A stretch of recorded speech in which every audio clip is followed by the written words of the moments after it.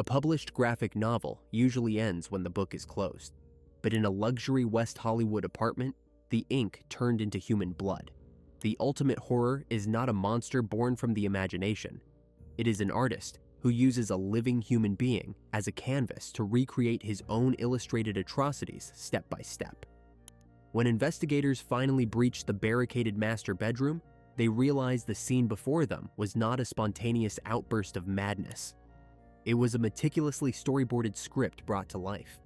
Please support the channel by subscribing and liking this video. Thank you so much. The story of Blake Leibel begins in the highest echelons of Canadian wealth, a world far removed from the gritty reality of the Los Angeles crime scene where his name would eventually be etched. Born in Toronto, Blake was the son of Lorne Leibel, a prominent real estate mogul and a former Olympic sailor who dominated the country's construction industry. The family lived an existence of absolute luxury, magnificent estates, private jets, and a social circle composed of billionaires. Lorne was an imposing, hard-driving figure who expected his children to mirror his relentless ambition, but Blake was different. He was quiet, detached, and perpetually searching for a way to escape his father's overbearing presence. His emotional refuge came from his mother, Eleanor Leibel, the heiress to a massive plastics fortune. Eleanor deeply indulged her son, creating a financial cushion that would follow him into adulthood. When she passed away from cancer, the tragedy left Blake emotionally unmoored but financially untouchable.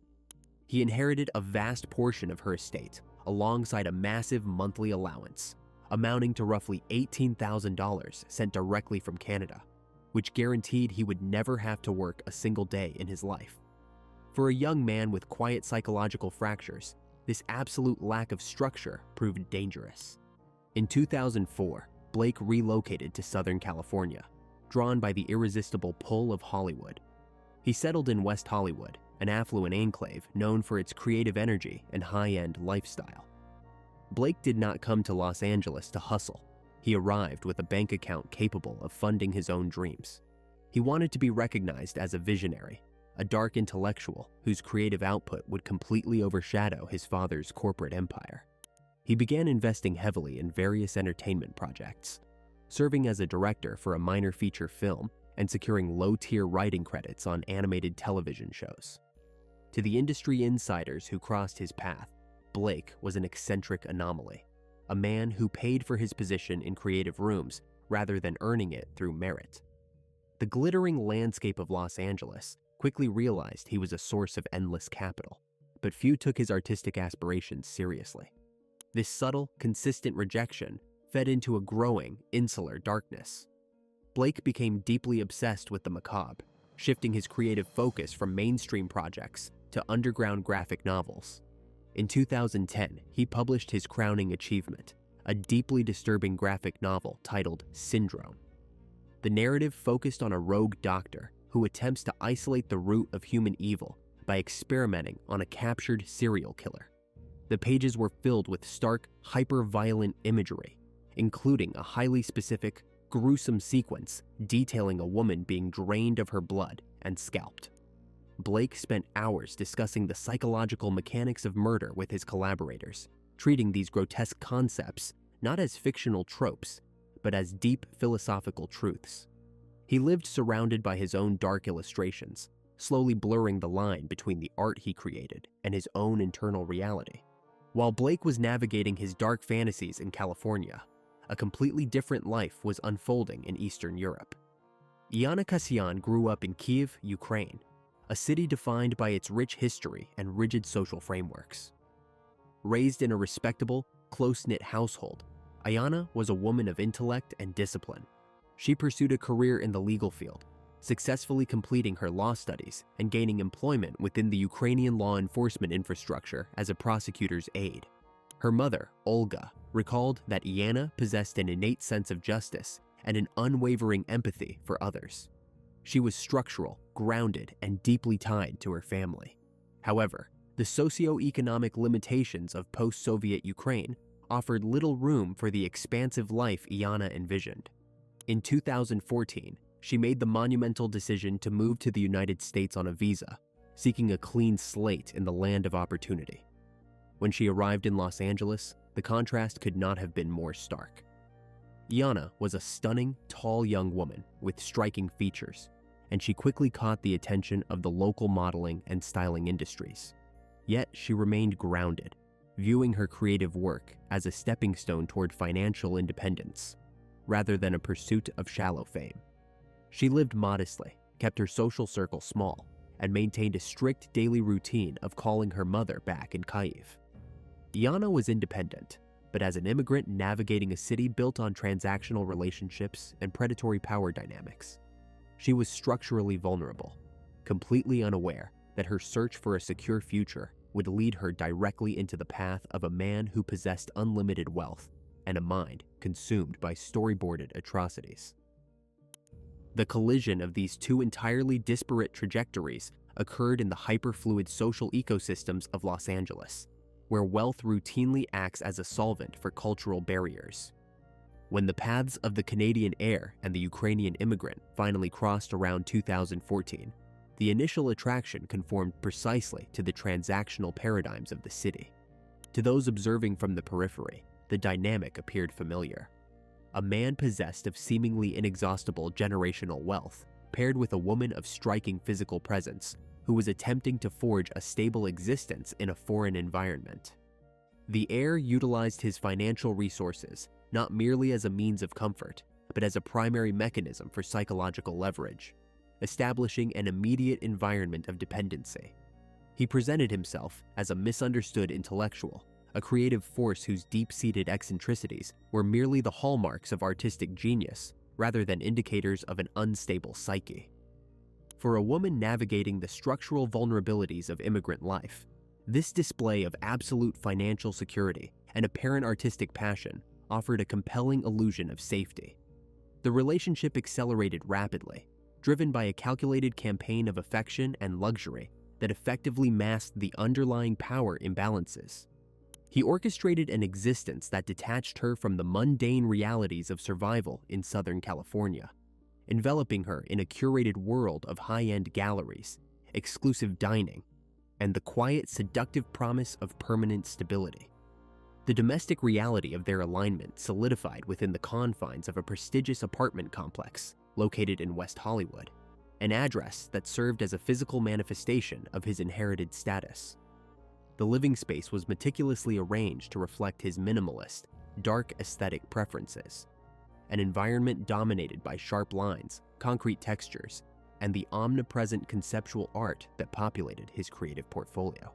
Within these walls, the couple established a routine that seemed to validate her decision to remain in the United States. He showered her with material signifiers of affection, high-end wardrobe pieces, fine jewelry, and uninhibited access to a lifestyle that few immigrants could ever realistically project. For a significant period, the arrangement functioned seamlessly. She perceived his intense focus on her as a profound validation of her worth, misinterpreting his constant presence and meticulous monitoring of her schedule as the natural protective instincts of a deeply committed partner. He took immense pride in displaying her to his superficial Hollywood acquaintances, treating her physical elegance as an extension of his own curated prestige, a living proof of his success in a city that had consistently kept his artistic ambitions at arm's length. Yet beneath this veneer of material abundance, the psychological landscape of the household was quietly shifting, as his need for absolute control began to outgrow the initial boundaries of standard romantic possessiveness. The first indicators of structural instability within the relationship manifested through a systematic process of emotional and physical isolation. As the initial novelty of the romance began to wane, his behavior grew increasingly erratic, punctuated by prolonged periods of sullen withdrawal and sudden, hyper-focused interrogations regarding her fidelity. He began to express an intense dissatisfaction with her lingering connections to the outside world, viewing any interaction that did not include him as a direct assault on his authority. He quietly discouraged her from maintaining her small circle of local acquaintances, micromanaging her telephonic communications, and subtly poisoning her perception of those who sought to maintain friendships with her. The daily telephone conversations with her mother in Kyiv became a particular source of friction, a baseline of grounded reality that he could neither monitor nor completely control. His psychological framework was characterized by a profound, fragile insecurity, a constant terror that his lack of genuine merit would be exposed to the woman who lived beneath his roof. To counteract this internal rot, he escalated his demands for absolute devotion, transforming the West Hollywood apartment from a sanctuary of luxury into a highly insulated psychological crucible. She found herself constantly adapting her behavior to appease his volatile moods. Walking through an emotional minefield where an inappropriate glance, a delayed response, or a momentary focus on external matters could trigger days of icy silence or explosive resentment. The defining fracture in their domestic arrangement occurred with the confirmation that she was expecting a child, a biological reality that completely disrupted the self-absorbed universe he had constructed.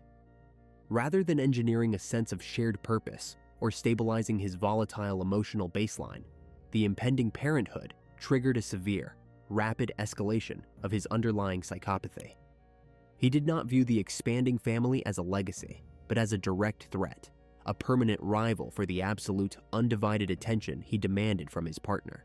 His jealousy grew obsessive, manifesting as a deep disgust with the physical transformations of pregnancy and a toxic resentment of the focus she naturally shifted toward her health and the future of the infant. The birth of their daughter in May 2016 marked the final collapse of their emotional equilibrium. Within days of returning from the medical facility, the atmosphere inside the West Hollywood residence became toxic. The young mother was now completely consumed by the relentless demands of a newborn, a shift in focus that left his fragile ego entirely starved of the validation it required to function. He viewed her maternal devotion as a calculated act of abandonment. The tension within the apartment reached a critical volume, as his mind, thoroughly saturated with the violent storyboards of his own graphic illustrations, began to seek a physical outlet for the immense, distorted rage building against the woman who had dared to bring a new life into his world. The transition from psychological hostility to physical violence required only a single choice: the choice to close the perimeter. On May 23, 2016, the fragile arrangement between the couple shattered entirely. The newborn infant had been temporarily moved to a nearby hotel where the maternal grandmother was staying, providing a brief window of physical separation.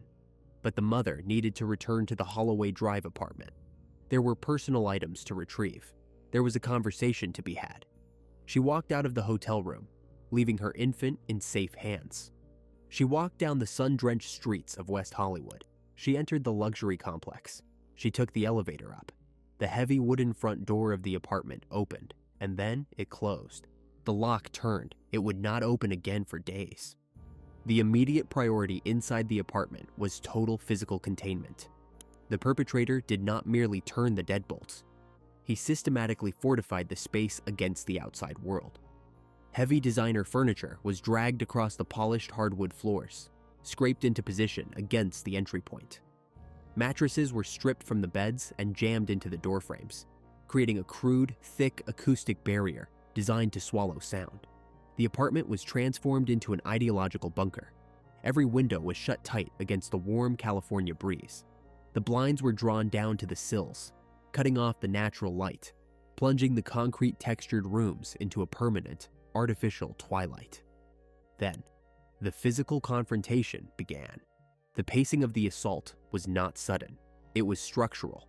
It was drawn out over a timeline that defied standard forensic patterns. The rooms became a literal manifestation of the printed panels of syndrome. The layout of the luxury master bathroom was repurposed into a clinical workspace. The sequence of injuries inflicted upon the victim mirrored, with terrifying precision, the exact storyboarded illustrations the heir had published years prior. The physical details established by the eventual autopsy require a clinical, unflinching examination because they reveal a mind operating on a level of detached, artistic calculation. The perpetrator utilized sharp instruments to initiate a systematic deconstruction of the victim. There was no frenzy here, no chaotic stabbing. The actions were methodical. The scalp of the victim was entirely removed, an intricate, brutal procedure requiring significant time and deliberate anatomical focus. Her right ear was completely severed and destroyed. The soft tissue of her face bore deep, localized lacerations, alongside dark contusions and human bite marks that targeted her exposed skin. But the most harrowing revelation of the forensic report lay in the vascular mechanics of the crime. The perpetrator did not strike a definitive, lethal blow to the vital organs. Instead, he executed a calculated exsanguination. He made precise incisions designed to systematically drain the entire biological volume of blood from her body, while deliberately keeping her heart beating. The medical examiner would later note that the victim survived through a massive portion of this anatomical nightmare. She remained conscious as her own blood supply was slowly, progressively emptied into the porcelain fixtures of the bathroom, a living witness to the literal translation of her partner's dark fiction into physical reality. Inside the sealed apartment, the passage of hours became fluid. The luxury space grew heavy with a thick, unmistakable metallic scent. The smell of exposed blood pooling in a confined, unventilated environment. The only consistent acoustic baseline was the low, continuous hum of the air conditioning unit, mixed with the sound of running water from the bathroom taps, washing away the evidence of the active torment. The perpetrator remained entirely within this self-contained tomb. He did not panic. He did not flee the jurisdiction. He sat in the darkness alongside his fading creation, moving between the rooms with a terrifying, calm entitlement. Meanwhile, the external world continued to move at its normal Southern California pace. Outside the barricaded doors, the street was alive with traffic, music, and the mundane routines of West Hollywood residents. A few feet away, behind a wall of concrete and mattress padding, a human life was being systematically erased. By May 24th, the silence from the apartment began to generate severe friction outside. The maternal grandmother, staying in her temporary quarters with the newborn, felt a rising, suffocating anxiety. The daily foundational routine of telephonic check-ins had ceased instantly. She dialed her daughter's cellular number. The line rang out, shifting repeatedly to an automated voicemail box. She typed text messages, asking for updates, expressing worry about the baby's feeding schedule. The phones did not remain silent. They began to emit text-based responses, but the syntax was entirely wrong. The perpetrator had assumed total digital custody of the victim's identity. From within the dark apartment, his fingers moved across her phone screen, typing cold, deflective updates designed to buy himself time. He textually insisted to the frantic grandmother that everything was fine, that the mother was simply exhausted from the demands of recent weeks and was sleeping deeply. In other messages, he claimed they were out running essential errands across the city and could not talk. He effectively turned her own mobile device into a shield, generating a false digital pulse while the real person lay incapacitated on the bathroom floor. The grandmother refused to accept the digital narrative. The linguistic patterns did not match her daughter's voice. By May 25th, the psychological pressure shifted to the physical entrance of the complex. The grandmother traveled directly to the Holloway Drive address. She stood before the heavy door. She knocked. She pressed the intercom. Inside, the perpetrator listened to the vibrations against the wood. He did not answer. He remained perfectly still in the shadows, allowing the echo of the knocking to fade into the heavy, metallic silence of the interior. He knew the structural rules of the city. He knew that without an explicit invitation or a legal mandate, the doors of a luxury West Hollywood apartment remained an absolute boundary. The grandmother stood in the hallway for hours, her back pressed against the corridor wall, listening for any sign of movement from within. She heard nothing. No footsteps, no infant cries, no voices. Only the faint, mechanical drone of the interior appliances. She left the building to seek external intervention, completely unaware that inside the master suite, 48 hours into the containment, the final biological reserves of her daughter were completely spent. The mother had finally succumbed to the massive blood loss and severe cranial trauma, leaving the heir alone with a lifeless body and a script that had been fulfilled to the very last page. The complete collapse of standard communication left a frantic mother entirely isolated in a foreign metropolis. Navigating a linguistic and bureaucratic landscape she was wholly unprepared to face. In the cramped quarters of her temporary hotel room, The relentless cries of a newborn infant provided a harrowing acoustic background to her rising panic. The daily foundational routine of telephonic check-ins with her daughter had vanished instantly, replaced by a terrifying, hollow digital silence. She knew the internal rhythm of her child's life better than anyone else, and this absolute void was a biological impossibility. She attempted to bridge the geographical distance by calling acquaintances, seeking anyone who might have seen the young mother walking through the affluent streets of West Hollywood, but every inquiry yielded identical dead ends. The psychological weight of the silence eventually drove her out of the hotel room and directly into the public sphere. Lacking fluent English and carrying a weeks-old infant in her arms, she walked into the West Hollywood station of the Los Angeles County Sheriff's Department. Through a haze of raw emotion and fractured translation, she attempted to communicate the absolute anomaly of her daughter's disappearance to the desk deputies. She explained that a deeply devoted mother would never willingly abandon her nursing infant for a period stretching past 24 hours, pointing frantically to the quiet cellular screen that had failed to register a single authentic voice message since the afternoon of May 23rd. The initial legal response, however, was defined by the rigid defensive bureaucracy of American law enforcement. The deputies on duty operated within a strict framework of constitutional boundaries and administrative protocols. They explained to the distraught woman that under California law, an adult citizen possesses an absolute right to detach themselves from their family matrix without explanation. They pointed out that the presence of text messages, regardless of their brief, cold syntax, technically indicated a living operator on the other end of the line. To the analytical eyes of the station staff, the scenario lacked the immediate, visible hallmarks of a violent abduction, appearing instead like a standard domestic dispute or a temporary separation between volatile partners. They advised her to return to her quarters and wait for the situation to resolve naturally. Refusing to succumb to the institutional brush-off, the mother remained in the lobby, her sheer persistence eventually forcing a minimal administrative compromise. 2 uniformed deputies were dispatched to the Holloway Drive apartment complex to conduct a low-tier wellness check. The mother followed them back to the building, her chest tight with an unbearable mixture of hope and terror. They walked down the carpeted corridors of the luxury complex, stopping directly before the heavy wooden entrance of the unit. The deputies knocked firmly, the sharp, metallic rap of their heavy tactical rings echoing loudly down the empty hallway. They announced their presence, their authoritative voices demanding that the occupants open the door for a routine safety evaluation. Behind the wood, there was no acoustic response, only a heavy, suffocating silence.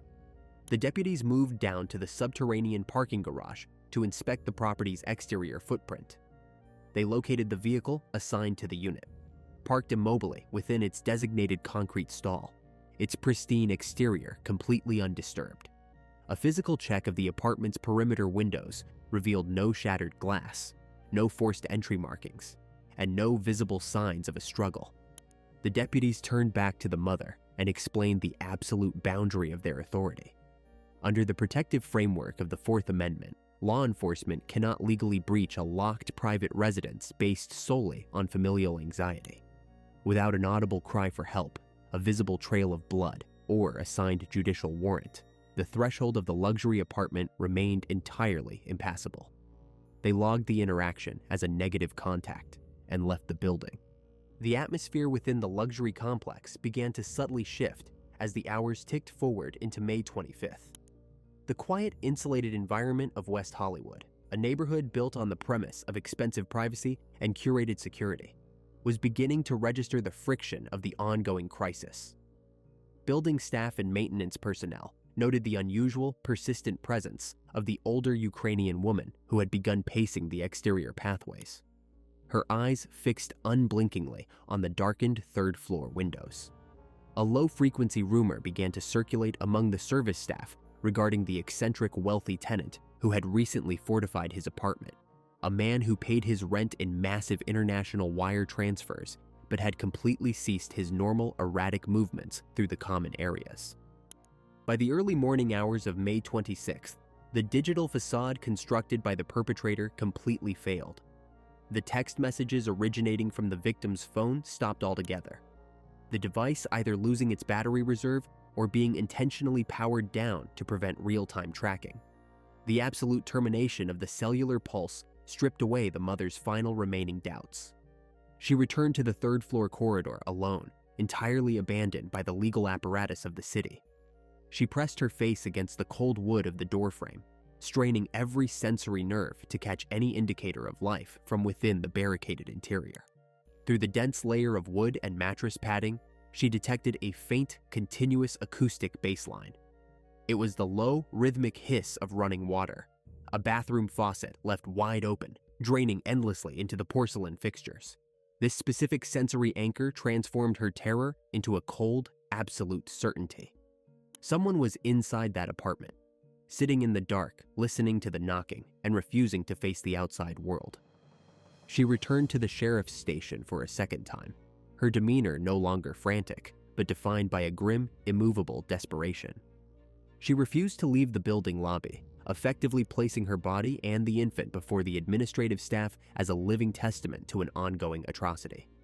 Faced with an escalating neighborhood anomaly, a motionless luxury vehicle, and the ominous detail of the running water, the specialized detectives of the Missing Persons Unit finally recognized that the situation had evolved past the boundaries of a standard domestic dispute. They initiated the paperwork for a high-risk intervention, assembling a tactical entry team to forcefully cross the threshold that had kept a terrible secret for over 72 hours. The morning of May 26th begins with a heavy mechanical violence against the quiet corridors of the Holloway Drive complex. A specialized tactical unit stands in a rigid formation outside the third-floor apartment, their faces completely concealed behind ballistic visors, their hands gripping a heavy steel battering ram. The lead detective gives a silent nod, and the ram strikes the center of the doorframe with an explosive crash. The reinforced deadbolt splinters the wood, but the door refuses to budge. Another massive strike follows. The frame buckles inward, revealing the density of the fortification inside. The perpetrator has engineered a thick, chaotic wall of defense.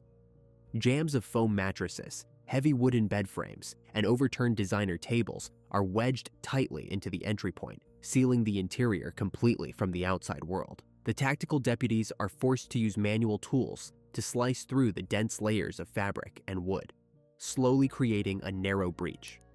They crawl through the small gap one by one, descending into a space of absolute artificial darkness. The windows are entirely masked. The air is dead. The immediate sensory anchor is an overwhelming, suffocating wall of scent, a heavy, toxic mixture of copper, advanced decomposition, and industrial-strength chemical cleansers.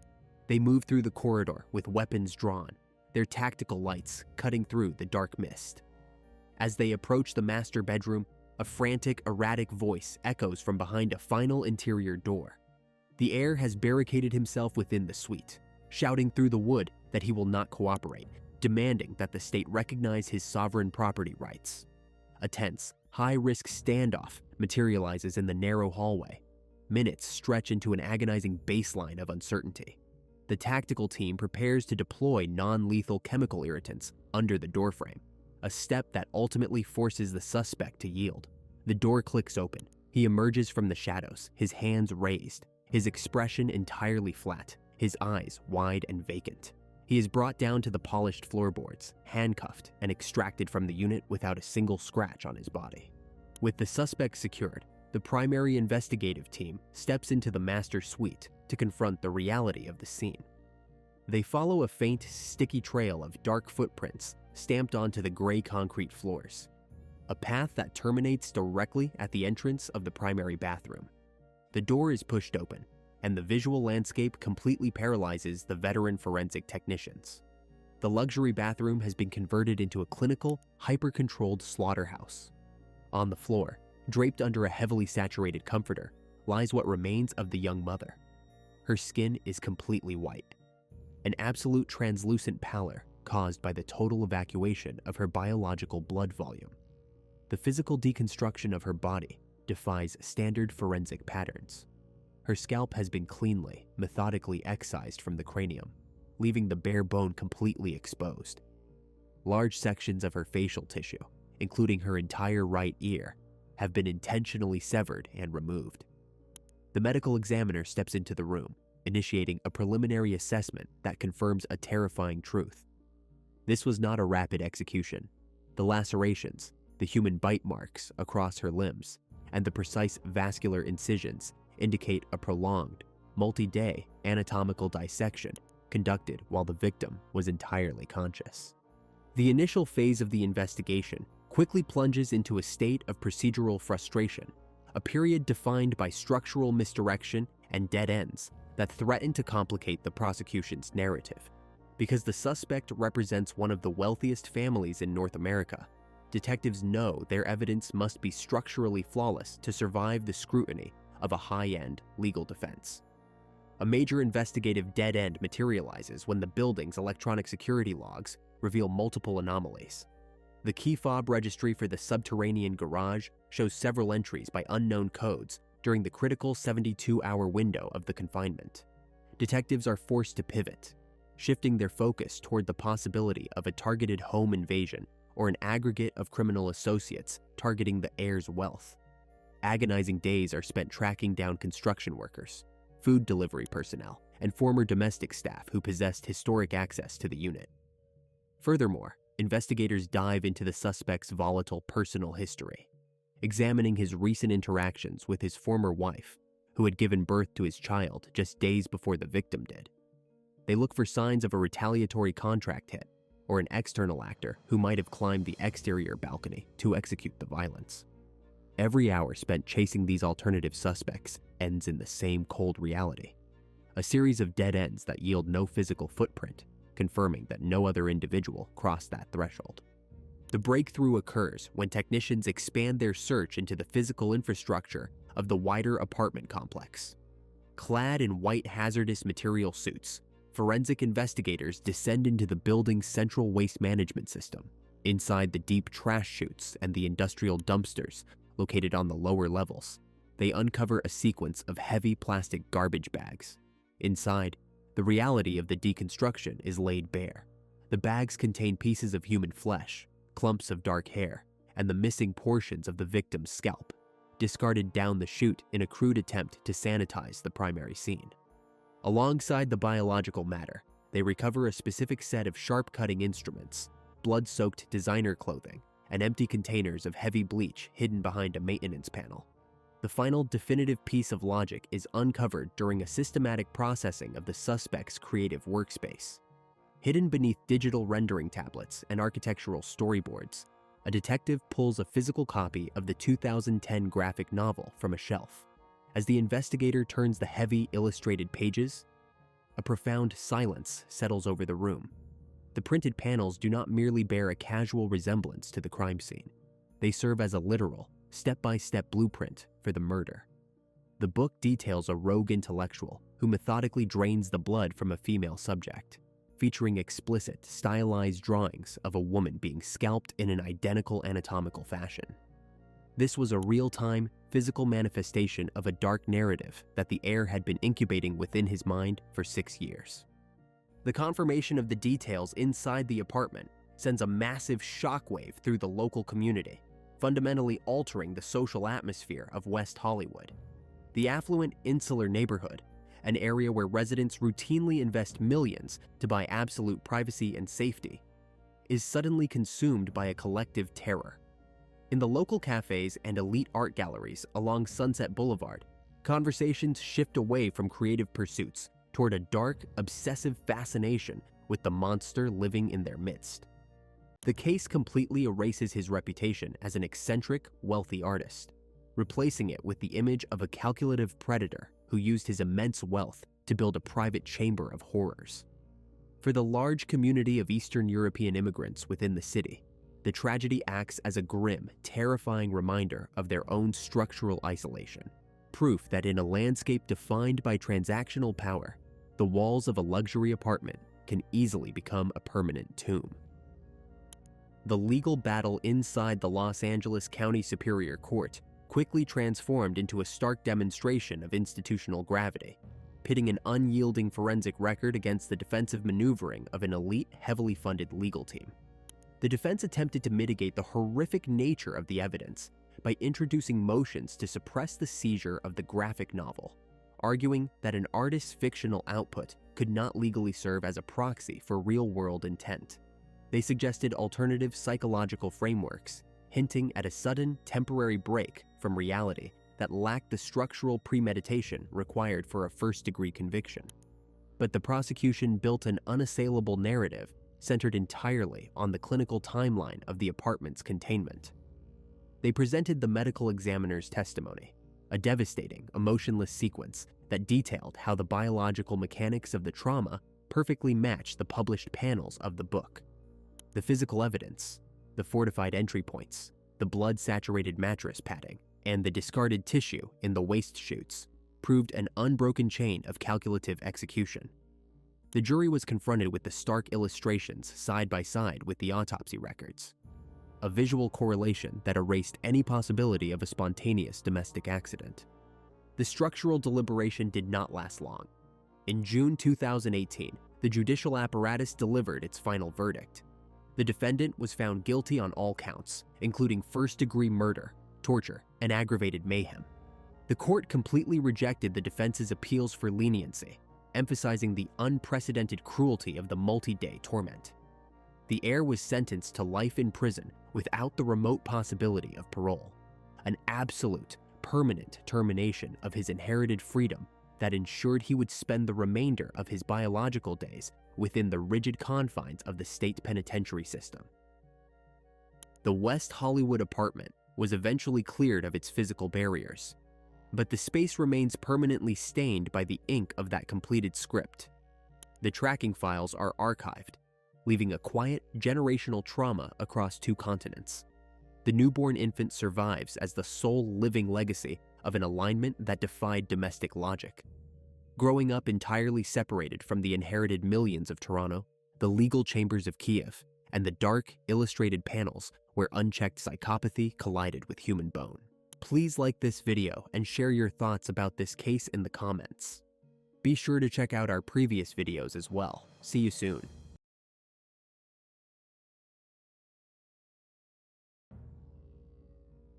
The dashcam footage cuts through a desolate, rain-soaked Texas night. A woman paces in the mud, frantic, hyperventilating, begging for help. But the audio feels wrong. Her panic lacks gravity. It feels rehearsed. Just yards away, a revered 47-year-old fire captain sits dead in the passenger seat of his truck, executed with a single shotgun blast. As officers attempt to console the grieving widow, a terrifying realization begins to form. They aren't managing a tragedy, they are watching a performance. Please support the channel by subscribing and liking this video. Thank you so much. Robert Pointer was a man defined by structure. For nearly 2 decades, he had been a cornerstone of the University Park Fire Department, an elite, highly disciplined agency serving one of the most affluent enclaves in the Dallas-Fort Worth Metroplex. He didn't just wear the uniform, he embodied the absolute ethos of the profession. As a fire captain, Robert carried the immense daily weight of keeping both his crew and his community alive. His reality was dictated by 24-hour shifts, the heavy metallic scent of diesel exhaust in the apparatus bay, and the punishing Texas summers where temperatures routinely spiked well over 100 degrees Fahrenheit. In that kind of oppressive heat, wearing 70 pounds of turnout gear and breathing through a regulator, a man's character is stripped down to its core. Robert's core was pure iron.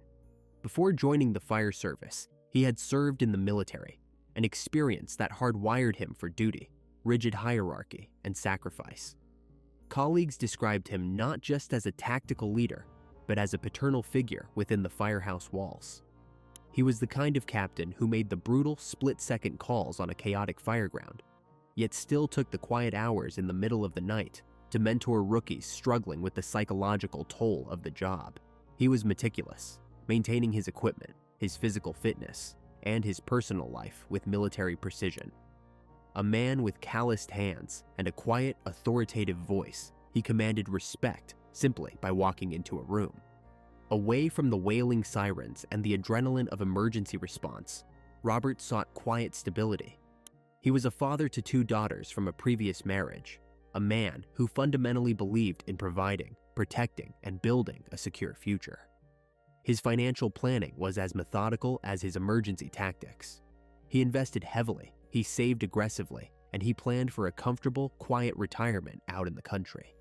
Robert existed in a world of absolutes, right and wrong, safety and danger. He understood exactly how to mitigate risk when it came to burning structures or shattered vehicles on the interstate. But that straightforward, tactical mindset left him entirely unprepared for a threat that didn't come with a warning siren. Miles away from the respected, highly regimented existence of a decorated fire captain, Chasey Morrison was living a fundamentally different life. She was nearly 20 years younger than Robert, existing in a reality that lacked any trace of his discipline. While Robert spent his 30s commanding emergency scenes and building a robust pension, Chasey was navigating her early 20s in a state of perpetual socioeconomic drift. Her background was not rooted in civic duty or long-term career planning. Instead, it was a patchwork of service industry jobs, transient relationships, and constant financial friction. Chasey spent her days under the harsh fluorescent lights of medical billing offices and pacing the linoleum floors of retail stores, positions that offered a meager paycheck but no real upward trajectory. She possessed a specific kind of magnetism, a chameleon-like ability to adapt her personality to whatever a situation required. But beneath that polished exterior was a profound lack of direction. She didn't have a solid foundation, either financially or emotionally. In the sprawling suburbs of North Texas, the divide between those who have secured their future and those living week to week is a vast, invisible chasm. Chasey was standing firmly on the insecure side of that divide. The exhaustion of constantly scraping by had created a deep yearning for a shortcut. She was searching for an anchor, someone who had already done the grueling, decades-long work of establishing a comfortable life. She wanted the destination without having to navigate the journey. When you place a man who has spent his entire adult life protecting the vulnerable next to a young woman actively looking to be rescued from her own instability, the psychological dynamic writes itself. Robert had a deep-seated provider complex, forged by his years of public service and fatherhood. He saw a younger woman struggling to find her footing in a harsh economy, and felt an ingrained urge to offer a steady, guiding hand. He wanted to fix her situation. Chasey, on the other hand, saw a financially secure veteran with excellent credit, property, and a generous heart. It was a collision of two completely incompatible trajectories. Robert's world was built on absolute transparency and duty. Chasey's world was built on whatever manipulation was necessary to get through the month comfortably. To his crew, Captain Pointer was an impenetrable shield, but the architecture of his life had a single, fatal blind spot. He believed that the people he let into his inner circle operated with the same unshakable moral compass that he did. He assumed that providing financial security would be enough to build a lasting, loyal foundation. He failed to realize that for a certain type of predator, stability isn't a comfort to be cherished. It's just a resource to be systematically drained. When the paths of the veteran fire captain and the transient 20-something finally crossed, the power dynamic was seemingly entirely tilted in his favor. Robert was an established pillar of the community, while Chasey was desperately searching for a foundation. They met during a period when Robert was looking to rebuild his personal life following a previous divorce. To him, Chasey appeared as a blank slate, someone he could provide for, someone whose chaotic edges he could smooth out with his inherent discipline and steady income. To her, the seasoned first responder represented an immediate, total cessation of her financial anxieties. The courtship was relatively brief, culminating in a marriage that practically functioned as a unilateral transfer of assets. Robert moved his new wife into a sprawling, comfortable home in Roy's City, a quiet, expanding municipality tucked just outside the relentless noise of the Dallas Metroplex. He envisioned a sanctuary, a place where he could decompress after harrowing 48-hour shifts at the firehouse. He provided the stability, the credit cards, the vehicles, and the societal respectability that came with being a captain's wife. In return, he believed he had secured a loyal partner, but the architecture of their marriage was fundamentally flawed from the very day the ink dried on the certificate. Chasey did not view the Roy's City home as a sanctuary. She viewed it as a headquarters. With her financial survival now entirely underwritten by her husband's pension and salary, she suddenly had something she had never possessed before: an abundance of free time. While Robert was away at the station, commanding emergency scenes and inhaling toxic smoke, Chasey was left alone in the quiet Texas suburbs. The idleness did not bring her peace. It bred a restless, consuming appetite for more. The financial hemorrhage began subtly, masked as the normal expenses of establishing a new household, before accelerating into a severe, unrelenting drain on Robert's resources. The captain was earning a substantial salary, yet the accounts were consistently bleeding down to zero. Vacations, cosmetic enhancements, and a constant influx of luxury goods became the baseline requirement for Chasey's happiness. To keep his wife satisfied, Robert did the only thing he knew how to do when faced with a problem. He worked harder. He picked up more overtime. He traded shifts. He spent increasingly long hours away from the home he was desperately trying to pay for. This created a lethal paradox. By working exhaustive hours to finance Chasey's lifestyle, Robert guaranteed his own absence. And in that absence, a dark, parallel reality began to flourish. The illusion of domestic stability was maintained strictly for the neighbors and Robert's firehouse colleagues. Behind the heavy oak doors of the Roy's City residence, Chasey was cultivating a labyrinth of hidden lives. Her primary weapon was not something physical. It was her smartphone. Through the glowing screen, she constructed entirely separate realities, targeting men in the local area who could provide the validation and excitement she felt she was owed. She engaged in multiple overlapping extramarital affairs, but these were not merely physical indiscretions. They were complex psychological campaigns. Chasey had an uncanny, almost predatory ability to identify the vulnerabilities in the men she targeted. She didn't approach them as a financially secure housewife looking for a thrill. That narrative wouldn't elicit the kind of absolute devotion she required. Instead, she painted herself as a victim. To her paramours, Chasey systematically dismantled Robert's reputation. She told them that the decorated fire captain, the man widely respected for his stoic demeanor and protective instincts, was actually a tyrant behind closed doors. She claimed he was emotionally manipulative, financially controlling, and physically dangerous. She wove elaborate narratives of domestic terror, presenting herself as a trapped, terrified woman desperate for a savior. None of it was true. The man she was describing bore absolutely no resemblance to the Robert Pointer, who meticulously polished his boots and checked on the mental health of his rookie firefighters.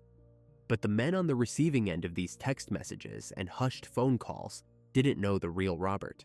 They only knew the trembling, tearful woman sitting in the passenger seat of their cars, begging for someone to understand her pain. She weaponized their protective instincts. By casting Robert as the monster, she elevated her lovers to the role of knights errant. They weren't just sleeping with a married woman, they were rescuing her. As the years dragged on, the strain on the marriage reached critical mass. Robert was not oblivious to the vanishing funds. The crushing weight of the debt was becoming impossible to ignore, even with maximum overtime. The quiet, disciplined man was slowly realizing that the foundation he had built was resting on a sinkhole.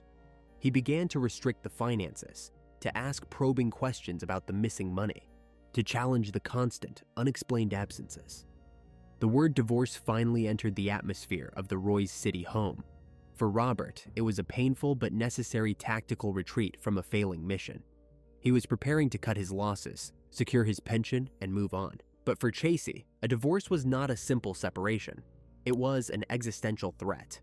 If Robert filed the papers, the lifestyle she had grown completely dependent upon would evaporate instantly. She would be thrust back into the very instability she had married him to escape, but this time with a severely diminished standard of living.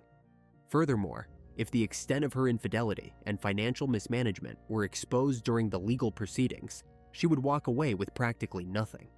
The impending detachment of her primary financial anchor triggered a profound escalation in her behavior. She could not allow the marriage to end in a courtroom. A divorce meant a division of assets. A tragedy, however, meant she would inherit everything: the house, the savings, and most importantly, the the substantial life insurance policy reserved for a first responder killed in the prime of his life. The casual affairs morphed into something deeply sinister. The text messages she sent to her lovers shifted from complaints about a bad marriage to urgent, desperate pleas for a permanent solution. The narrative she had spun about being an abused wife was no longer just a tool to gain sympathy. It was becoming the foundational justification for a lethal conspiracy. The tension inside the home was a coiled spring, wound so tight that the slightest pressure was bound to cause a catastrophic release. The trap had been meticulously laid. She only needed the right man to pull the trigger. The date was September 9th, 2016. The suffocating heat of the North Texas summer had finally broken, yielding to a heavy, relentless weather system that dumped inches of rain across the region. Out on the rural fringes of Roy's City, the precipitation was actively altering the topography. The unpaved backroads were absorbing the water, turning the infamous Texas Blackland prairie dirt into a thick, treacherous mire. This specific mud did not just make tires slip, it possessed a glue-like consistency that swallowed axles and effectively cemented vehicles in place. County Road 2595 was a narrow, unlit artery cutting through this desolate acreage. It was flanked by thick, impenetrable tangles of mesquite trees, rotting wooden fence posts, and deep drainage ditches brimming with murky runoff. There were no street lamps out here. There were no passing highway patrols. There were no neighboring houses to offer a porch light. It was miles of absolute, suffocating darkness. It was the perfect stage for an execution. Chasey navigated her vehicle down the slick, rutted path. She drove deliberately, steering the heavy frame away from the slightly packed center line and directly toward the soft, collapsing shoulder. The chassis groaned as it sank into the waterlogged earth. She pressed the accelerator, intentionally spinning the tires. The deep treads chewed into the clay, burying the wheels deeper with every rotation until the undercarriage bottomed out against the sludge. The engine whined in protest, and then she cut the ignition. The headlights powered down, and total blackness swallowed the cabin. The trap was now physically anchored into the earth. The only illumination inside the vehicle was the cold, sterile glow of her smartphone reflecting across her face. She sat in the absolute silence, listening to the rain drumming a chaotic rhythm against the metal roof, calculating the exact moment to initiate the sequence. When she finally initiated the call, she manufactured a tone of pure, breathless panic. She relayed through the receiver that she had taken a wrong turn, that the vehicle was hopelessly buried in the mud, and that she was completely stranded in the pitch-black countryside. She weaponized her husband's core psychological framework. She did not suggest calling a commercial tow truck. She demanded him. Back at the Roy's City home, the atmosphere of the marriage had already degraded into a cold, transactional standoff. The papers had not been filed, but the emotional detachment was nearly complete. Yet, when the phone vibrated with a plea for immediate extraction, personal grievances were instantly overridden by decades of intense professional conditioning. The man was programmed at a cellular level to respond to distress calls. He did not interrogate the bizarre logic of why his wife was navigating a deserted county road in the middle of a rainstorm. He simply categorized the situation as a logistical problem requiring a mechanical solution. A vehicle was immobilized. A civilian was in the dark. He grabbed his heavy boots, his keys, and walked out of his front door for the final time. The heavy metal of his truck door slammed shut, sealing him inside the cabin. The heavy-duty diesel engine roared to life, vibrating with a familiar, comforting mechanical reliability. He backed out of the driveway, leaving the manicured lawns, the glowing streetlights, and the relative safety of the residential subdivision far behind him. The drive out to County Road 2595 required a physical transition from the structured world into a feral, unmonitored expanse. The smooth asphalt abruptly ended, giving way to loose popping gravel and then to deeply rutted mud. The windshield wipers swept back and forth, cutting a hypnotic, metronomic beat through the steady drizzle. His high beams punched narrow tunnels of white light into the blackness, sweeping across endless, empty fields and the skeletal outlines of barbed wire. The isolation was profound. A person could scream out here, and the sound would simply dissolve into the wet, heavy air. He navigated his heavy truck over the treacherous terrain with the effortless muscle memory of a man who had driven massive emergency apparatus through significantly worse conditions. The cab of his vehicle was warm, smelling faintly of leather and diesel exhaust. He was moving closer to the provided coordinates, completely unaware that his arrival was being meticulously timed. He was a man who had spent his entire adult life analyzing structural weaknesses, identifying hazardous conditions, and calculating physical risks. But his threat detection radar was entirely focused outward, on the environment, on the slick mud, on the physics of a vehicle recovery. He possessed no internal protocol for a lethal threat originating from his own spouse. Roughly a mile down the unlit path, the sweeping beams of his headlights caught the reflective red taillights of the stranded vehicle. It was pitched at a severe angle, buried deep in the right side shoulder, exactly as described. He brought his truck to a halt, shifting the heavy transmission into park. The thick clay immediately sucked at the rubber soles of his boots as he stepped out into the rain. The night air was heavy, saturated with the scent of crushed wet grass and ozone. Chasey was there, playing her designated role flawlessly. She presented herself as a terrified victim of the elements, huddled against the damp chill. He moved to the rear of the stuck vehicle, likely assessing the geometry of the buried axles, the density of the surrounding clay, and the available anchor points for a tow strap. He quickly realized that pulling the vehicle free would require a specific angle, necessitating a repositioning of his own truck. He walked back toward his vehicle, the beam of his flashlight bouncing erratically across the wet ground. He opened the heavy passenger side door of his truck. He climbed inside, settling his frame into the passenger seat, perhaps reaching across the wide center console to grab a piece of gear, or simply taking a momentary shelter from the steady downpour while he mentally formulated his towing strategy. The engine was still idling. The heater was running. A false, fatal sense of routine safety settled over the cabin. The pacing of the night abruptly shattered. The rain continued to fall. The tall grass shifted. A shadow detached from the dark line of mesquite trees. It moved with quiet, terrifying purpose. There was no hesitation, no verbal warning. Footsteps rapidly closed the distance to the passenger side of the idling truck. His peripheral vision caught the sudden movement. His situational awareness spiked. He turned his head toward the glass. He had no time to react. The figure raised a 12-gauge shotgun from the hip, the steel barrel leveled directly at the passenger window. The blast tore the night apart. A single, devastating round detonated through the glass. The impact was instantaneous and catastrophic. The violent concussion echoed across the empty fields, briefly overpowering the ambient sound of the storm before rolling away into the endless black prairie. Inside the shattered cab, the veteran was killed instantly. The man who had survived decades of structural collapses, burning buildings, and highway pileups, erased in a fraction of a second on a quiet dirt road. The shooter did not linger. The shadow melted seamlessly back into the wet brush, leaving behind the acrid smell of burning sulfur mixing with the damp earth. The trap had violently snapped shut. Phase 1 was complete. Now, the performance for the authorities had to begin.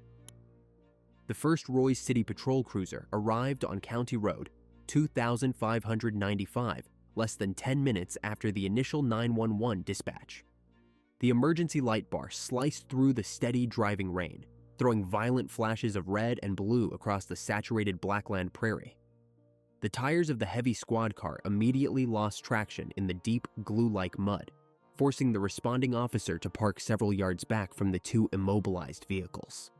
The atmosphere was incredibly heavy, weighed down by the humidity, the smell of crushed mesquite brush, and the sharp, unmistakable metallic odor of a recently discharged firearm hanging stagnant in the damp air. A dark SUV sat listing heavily into the soft shoulder. Just behind it, a heavy-duty pickup truck idled loudly in the darkness, its high beams cutting a blinding, rain-streaked tunnel through the drizzle. The passenger side window of the truck was completely blown out, and in the narrow, illuminated space between the two vehicles, pacing frantically in the downpour, stood Chasey. As the officer stepped out into the ankle-deep sludge, his body-worn camera captured the opening act of a meticulously constructed performance.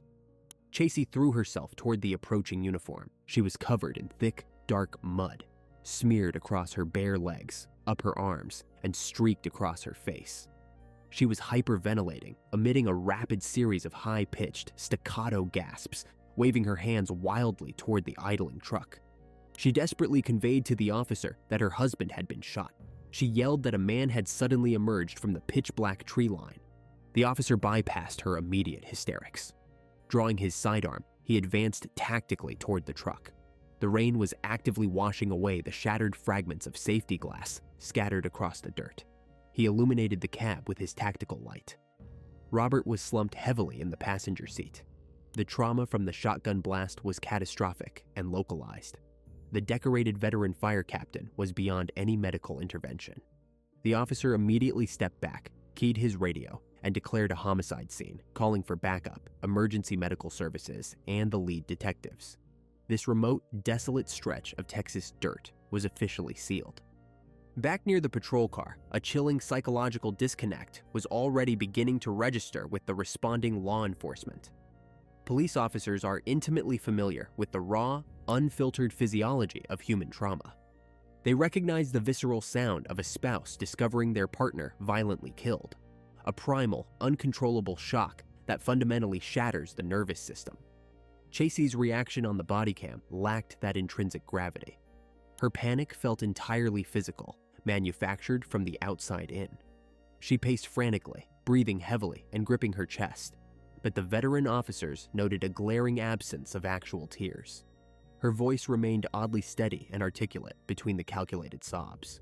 When questioned about the exact sequence of events, her narrative immediately began to drift. She claimed she had called Robert for a tow after getting hopelessly stuck. She stated that while her husband was assessing the situation in the dark, a tall, shadowy man materialized from the brush. She described the phantom attacker pointing a blinding flashlight directly into her eyes, demanding her cellular phone, and then firing the fatal shot into the truck. She explained that she ran blindly into the mud, screaming for help, which accounted for her severely disheveled state. But the physical evidence at the crime scene flatly contradicted her timeline almost instantly. Her smartphone, the exact device the phantom attacker supposedly demanded at gunpoint, was still firmly in her possession, having been conveniently used to dial 911 after the execution. Her mud-stained clothing looked less like the result of a panicked scramble through thorny Texas brush, and much more like a deliberate, theatrical application. The dirt was smeared too evenly across her skin. Furthermore, Robert was shot while sitting comfortably inside the cab of his truck. If he had been outside assessing the towing angle, as she emphatically claimed, the forensic geometry of the broken glass and the ballistic trajectory made absolutely no sense. To secure the scene and remove the hysterical widow from the pouring rain, officers placed Chasey in the back of a locked, marked cruiser. They left the heavy engine running to provide heat against the chill. They also left the internal dash-mounted camera rolling. It functioned as an involuntary, perfectly sealed observation room. The footage captured in those subsequent quiet minutes stripped away the final veneer of her chaotic performance. Alone in the back seat, bathed only in the dim green glow of the police radio, Chasey's frantic hyperventilation ceased. The dashcam recorded a woman entirely in control of her faculties. She wasn't rocking in grief or staring blankly into the void of sudden, traumatic loss. She was active. She checked her reflection in the heavy plexiglass divider separating the front and back seats. She smoothed her hair. She continuously manipulated her supposedly stolen cell phone, her thumbs flying across the screen, tapping out rapid messages into the dark. At one distinct moment, she let out a long, heavy exhale that sounded remarkably like relief. When an officer approached the exterior window to check on her status, the switch was instantaneous. Her shoulders slumped, the high-pitched wailing immediately returned, and she threw her face back into her mud-caked hands. The detectives arriving on the scene did not need to wait for formal ballistics or autopsy reports to understand the dynamics at play. The pristine, isolated crime scene told one story, and the pacing widow in the back of the cruiser told another. The authorities knew they weren't searching the perimeter for a violent drifter who targeted stranded motorists in the rain. They were looking at a meticulously coordinated ambush. They didn't need to scour the surrounding countryside for a motive. They just needed to forensically crack open the digital life of the woman sitting comfortably in the back of the squad car. The heavy steel door of the interview room clicked shut, sealing Chasey inside a small, starkly lit space at the Roy's City Police Department. The environment was intentionally designed to strip away the psychological advantages of a suspect. No windows, cold air conditioning, and a bare metal table bolted to the linoleum floor. The lead detectives sat across from her, their demeanor carefully calibrated to remain entirely passive. They allowed her to speak without interruption, taking meticulous, slow notes as she repeated the phantom attacker narrative. She described the tall, shadowy figure emerging from the brush, the blinding beam of the flashlight, and the sudden, deafening violence of the shotgun blast. She was actively locking herself into a highly specific, verifiable timeline. The investigators knew from extensive experience that in complex cases of domestic homicide, the most lethal weapon against a fabricator is their own detailed statement. They let her build a massive, intricate house of cards, fully aware they were currently gathering the forensic wind required to blow it down. Before fully dismantling her story, protocol dictated they run down her immediate leads. The rumor mill in the tight-knit, usually quiet Roy City community had already begun to churn with a vicious velocity. The idea that a highly decorated, beloved fire captain was executed in cold blood on a dark, local county road sent a shockwave of genuine, paralyzing fear through the area. Citizens began locking their doors early, terrified that a random, violent killer was stalking the muddy backroads looking for stranded motorists. The local atmosphere shifted from suburban comfort to profound paranoia. Detectives dutifully looked into Robert's extensive professional history. They searched for disgruntled individuals he might have encountered on harrowing emergency calls, people harboring an irrational grudge against the uniform or the city. They pulled his disciplinary files, looking for friction at the firehouse, hidden debts, or secret gambling habits.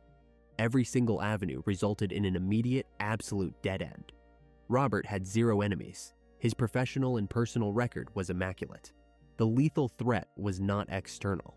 The investigation swiftly pivoted backward, focusing a searing, inescapable spotlight entirely on the grieving widow. The physical evidence out on the rain-soaked asphalt of County Road 2595 had already heavily compromised Chasey's original timeline, but the true autopsy of this crime did not happen on a cold medical examiner's table. It happened inside a sterile digital forensics lab. Investigators secured a rapid search warrant for the smartphone she had been frantically tapping on in the back of the patrol cruiser. She had attempted a crude scrubbing of the device, systematically deleting text threads, contact names, and call logs in the tense minutes immediately following the murder. But modern cellular data does not simply vanish into the ether. Cybercrime specialists bypassed the basic user interface, diving deep into the architecture of the phone's solid-state memory. They began pulling up the digital ghosts of deleted conversations. What emerged onto their monitors was not a picture of a terrified, victimized woman, but a highly orchestrated, terrifyingly cold blueprint for a coordinated execution. The extracted data repeatedly highlighted one specific frequent contact. The name Michael Garza appeared thousands of times in the months leading up to the nighttime ambush. Garza was a local man, someone who had become completely, obsessively engulfed by the alternate reality Chasey had constructed. The recovered text logs painted a deeply disturbing psychological portrait of manipulation. Chasey had spent weeks methodically convincing Garza that Robert was a sadistic, violent abuser, carefully maneuvering Garza into the role of a desperate, necessary protector. The messages escalated from vague complaints about her failing marriage to explicit, urgent demands for a permanent intervention. But the absolute most damning evidence was localized to the exact evening of the murder. The chronological timeline of their text exchange perfectly mapped out the trap. She had actively, step by step, guided Garza out to the desolate stretch of dirt road, updating him on her precise location as she intentionally drove her heavy vehicle deep into the thick, inescapable mud. To permanently solidify the digital connection, investigators issued subpoenas for the cellular tower data corresponding to Garza's phone. The electronic pings told a story of quiet, predatory movement. On the night of September 9th, Garza's cellular signal detached from his home sector and traveled methodically toward the rural outskirts. His digital footprint placed him directly in the vicinity of the muddy shoulder on County Road 2595. At the exact verified moment, the shotgun blast shattered the passenger window of Robert's truck. The phantom attacker was not a random violent drifter wandering through the rain. It was a recruited, weaponized assassin, summoned and directed by the woman standing just feet away in the mud. The plan had required two distinct, brutal actions. Chasey provided the bait by exploiting Robert's deeply ingrained instinct to help, and Garza provided the kinetic violence. Armed with a mountain of irrefutable digital architecture, the lead detectives returned to the chilling interrogation room. The dynamic shifted violently. They no longer played the role of sympathetic, patient listeners.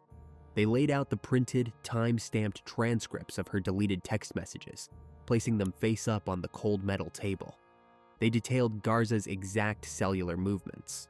They broke down the absolute ballistic impossibility of her original statement, noting the angle of the glass and the trajectory of the buckshot.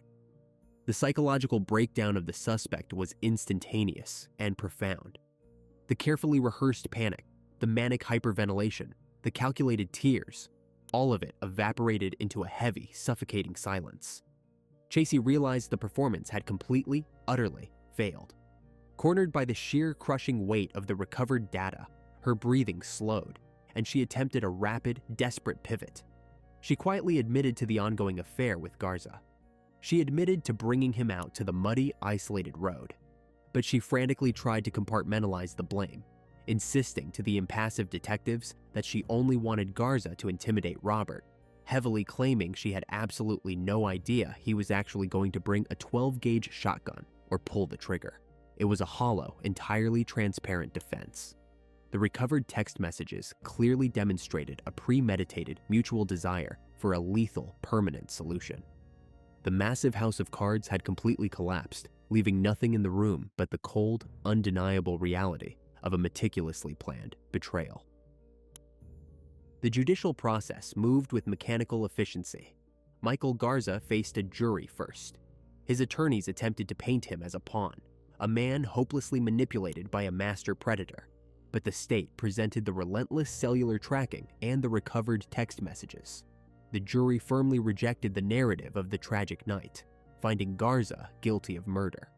He received a crushing 99-year sentence in a Texas penitentiary.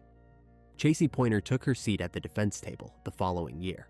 Her legal team mounted a desperate defense, repeating the exact fiction she had tried on the detectives, suggesting the entire operation was meant solely to intimidate.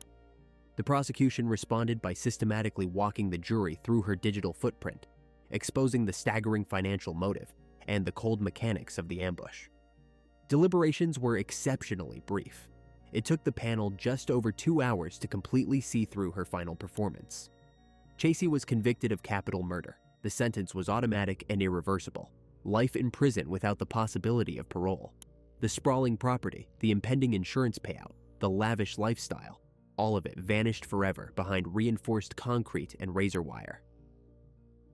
Robert Pointer spent his entire adult life preparing for worst-case scenarios. He trained to pull survivors from burning structures and mangled steel, always looking outward for the danger.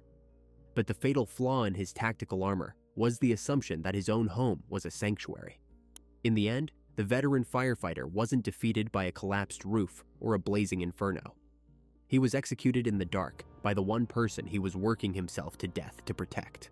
The sirens never warned him, because the deadliest threat was sitting right across the dinner table. Please like this video and share your thoughts about this case in the comments. Be sure to check out our previous videos as well. See you soon. On April 23, 2019, a frantic 911 call summoned paramedics to a house on Chicago's Springfield Avenue.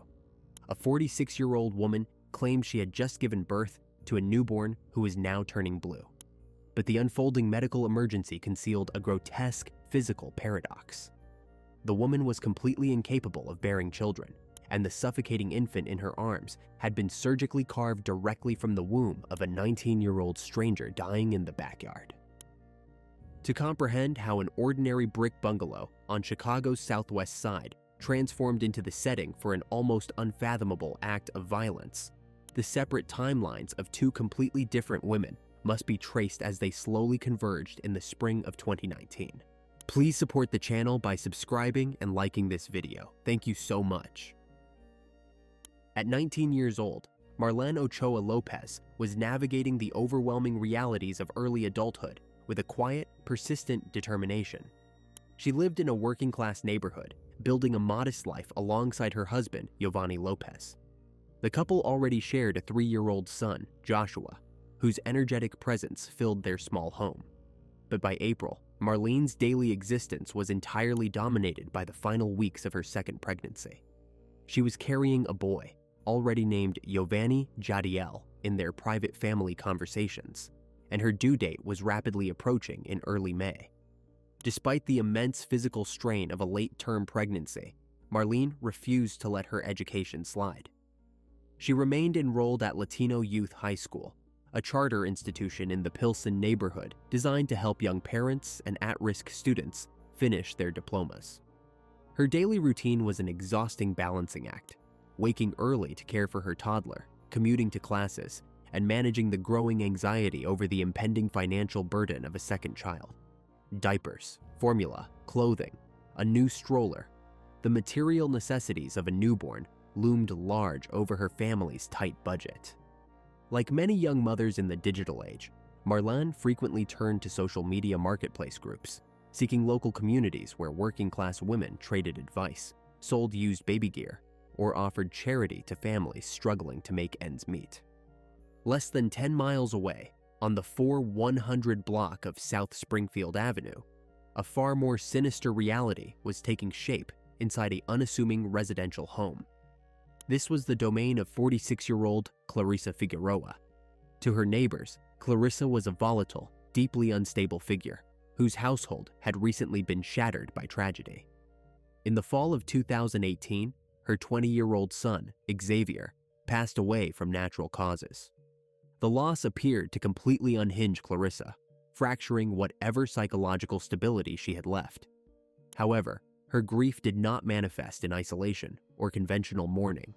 Instead, it mutated into a calculated, obsessive desire to replace the son she had lost at any cost. There was, however, an absolute medical barrier to Clarissa's sudden ambition. Years prior, she had undergone a surgical tubal ligation, a permanent procedure to tie her fallopian tubes, rendering biological conception physically impossible. Her body could not produce a child. Yet by December 2018, Clarissa began orchestrating a complex, public-facing lie. She announced to her family, her neighbors, and her boyfriend, Piotr Bobak, that she was miraculously pregnant. The deception was not a casual or impulsive claim. It was executed with meticulous clinical precision. Clarissa began downloading ultrasound images from public medical websites and online forums, carefully cropping out the original timestamps and patient names before posting them on her social media accounts as proof of her maternal bliss. She bought maternity wear, altered her gait, and wore layers of tightly wrapped material beneath her clothes to create the physical illusion of a steadily expanding abdomen. She went so far as to paint a bedroom, assembling a crib and stocking shelves with baby powder, formula, and newborn outfits. Living in the same home was Clarissa's 24-year-old daughter, Desiree Figueroa. Rather than questioning the blatant anatomical impossibility of her mother's late-stage pregnancy, Desiree became an active participant in the unfolding delusion. Whether driven by a strange, shared psychological pathology or cold compliance, the daughter did not shatter the lie.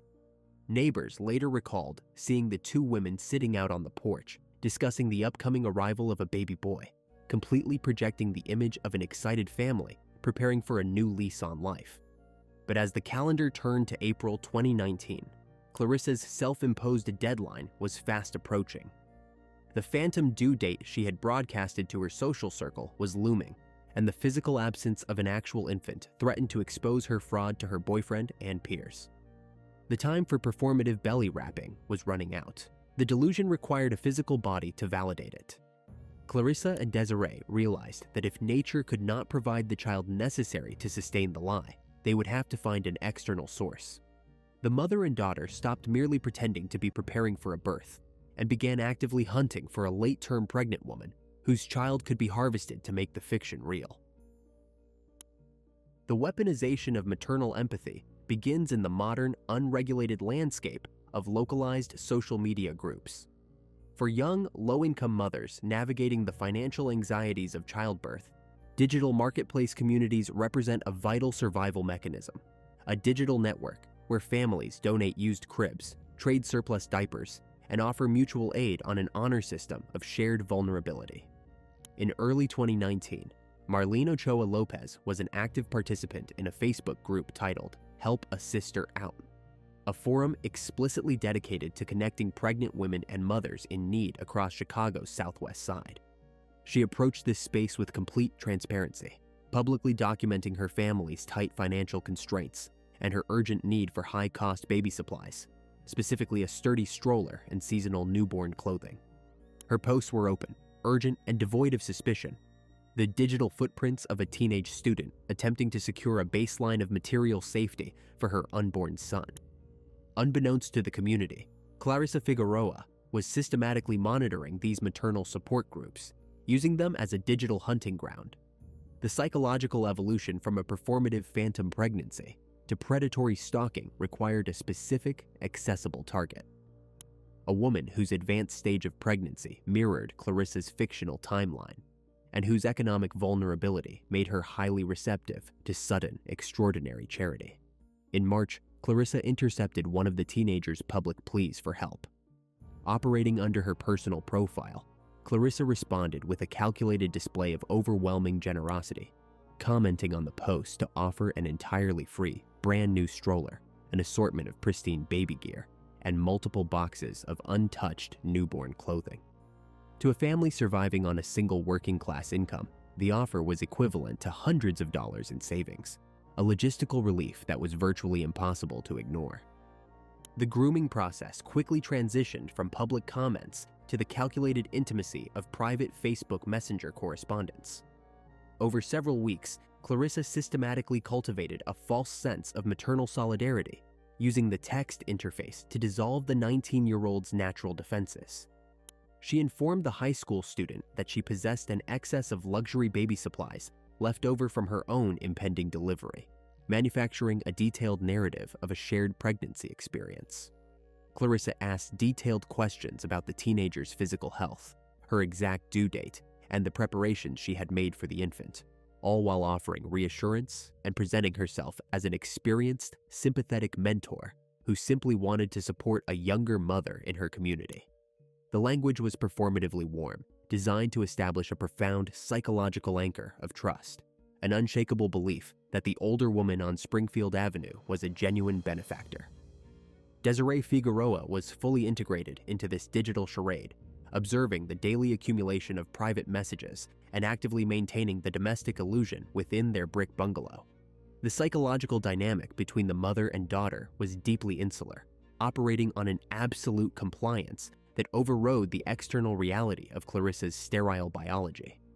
As the online relationship with the victim deepened throughout late March, the abstract plan to acquire a child crystallized into definitive logistical preparation.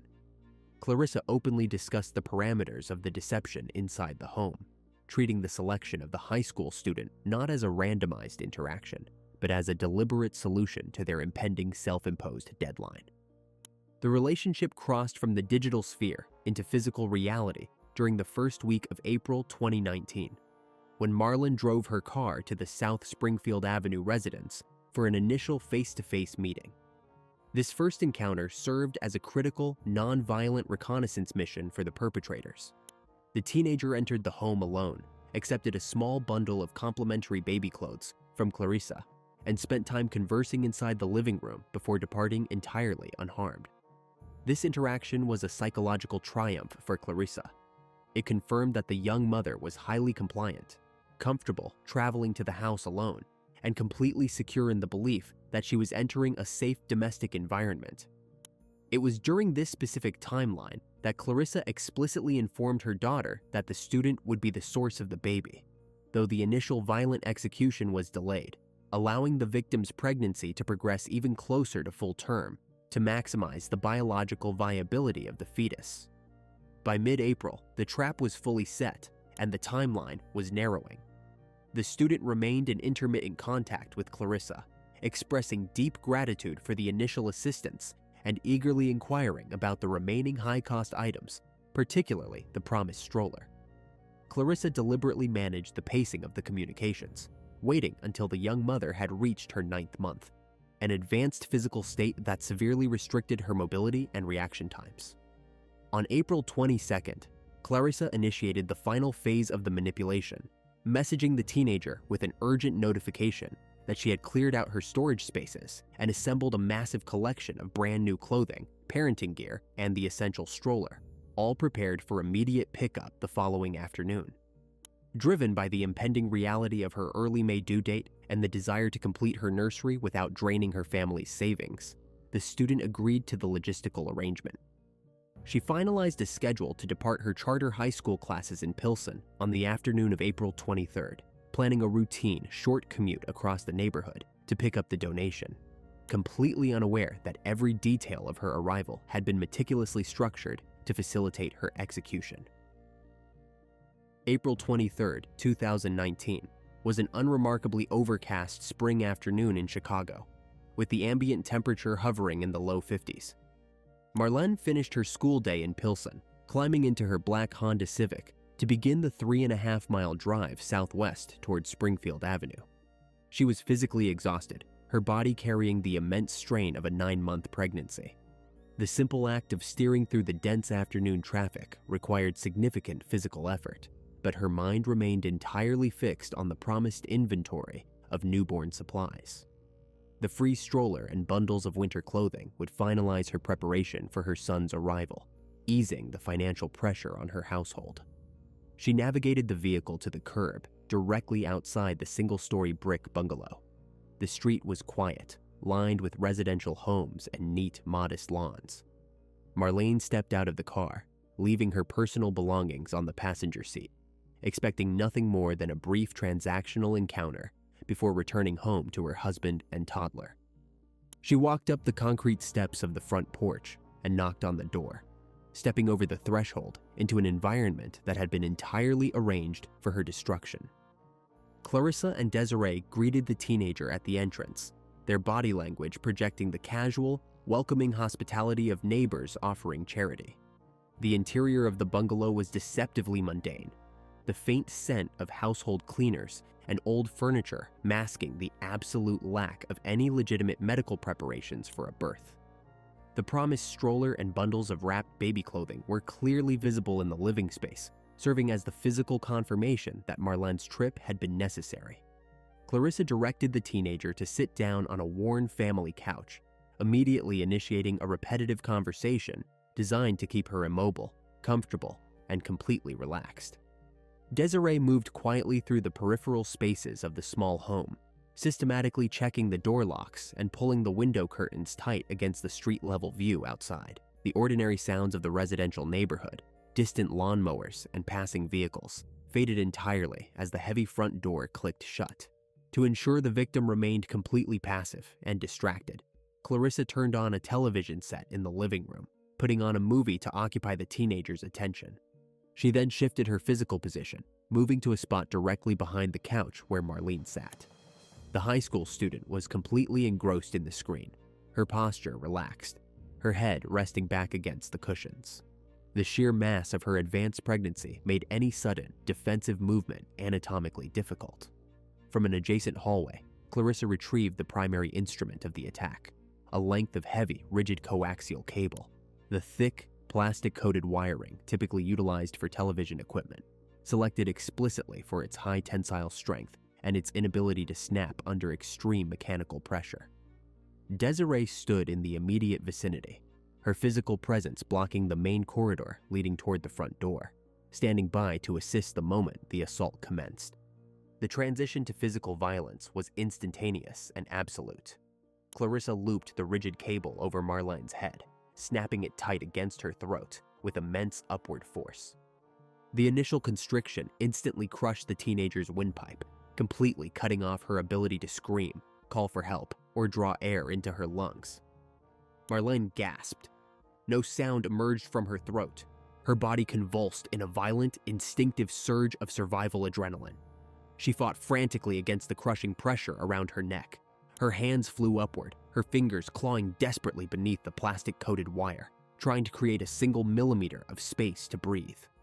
Her fingernails dug deep into Clarissa's hands, tearing into the skin and leaving deep scratches as the older woman maintained her grip.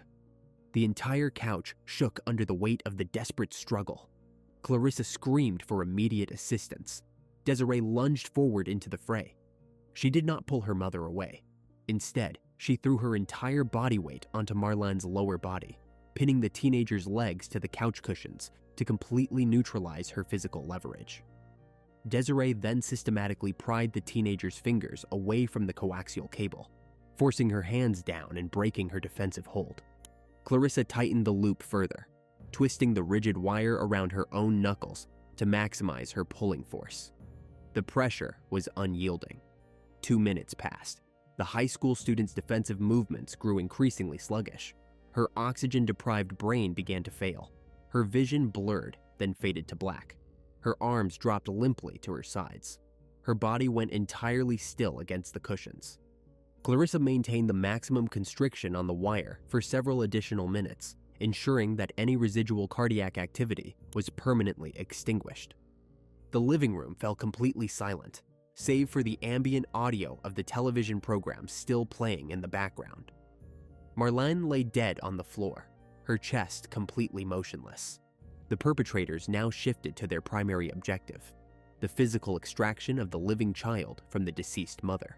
They dragged the victim's body off the living room furniture, moving her onto a large plastic tarp that had been laid out to manage the massive anatomical realities of the crime.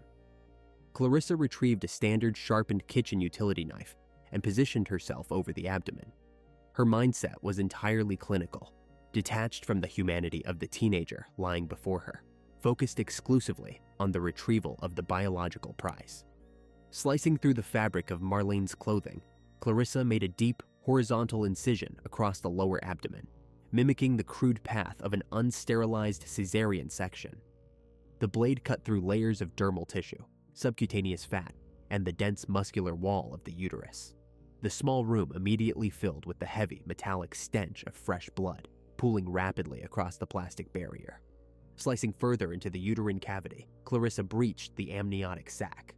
She reached her hands into the pelvic wound, searching through the severe trauma to locate the fetus.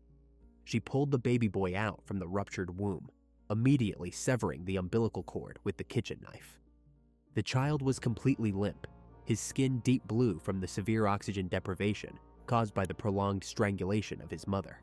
He did not cry. His lungs remained collapsed. The logistics of the deception now required an immediate transformation from a murder scene into a medical emergency theater. Clarissa placed the placenta and residual biological tissue into a standard plastic utility bucket, hiding it in the shadows of the residence.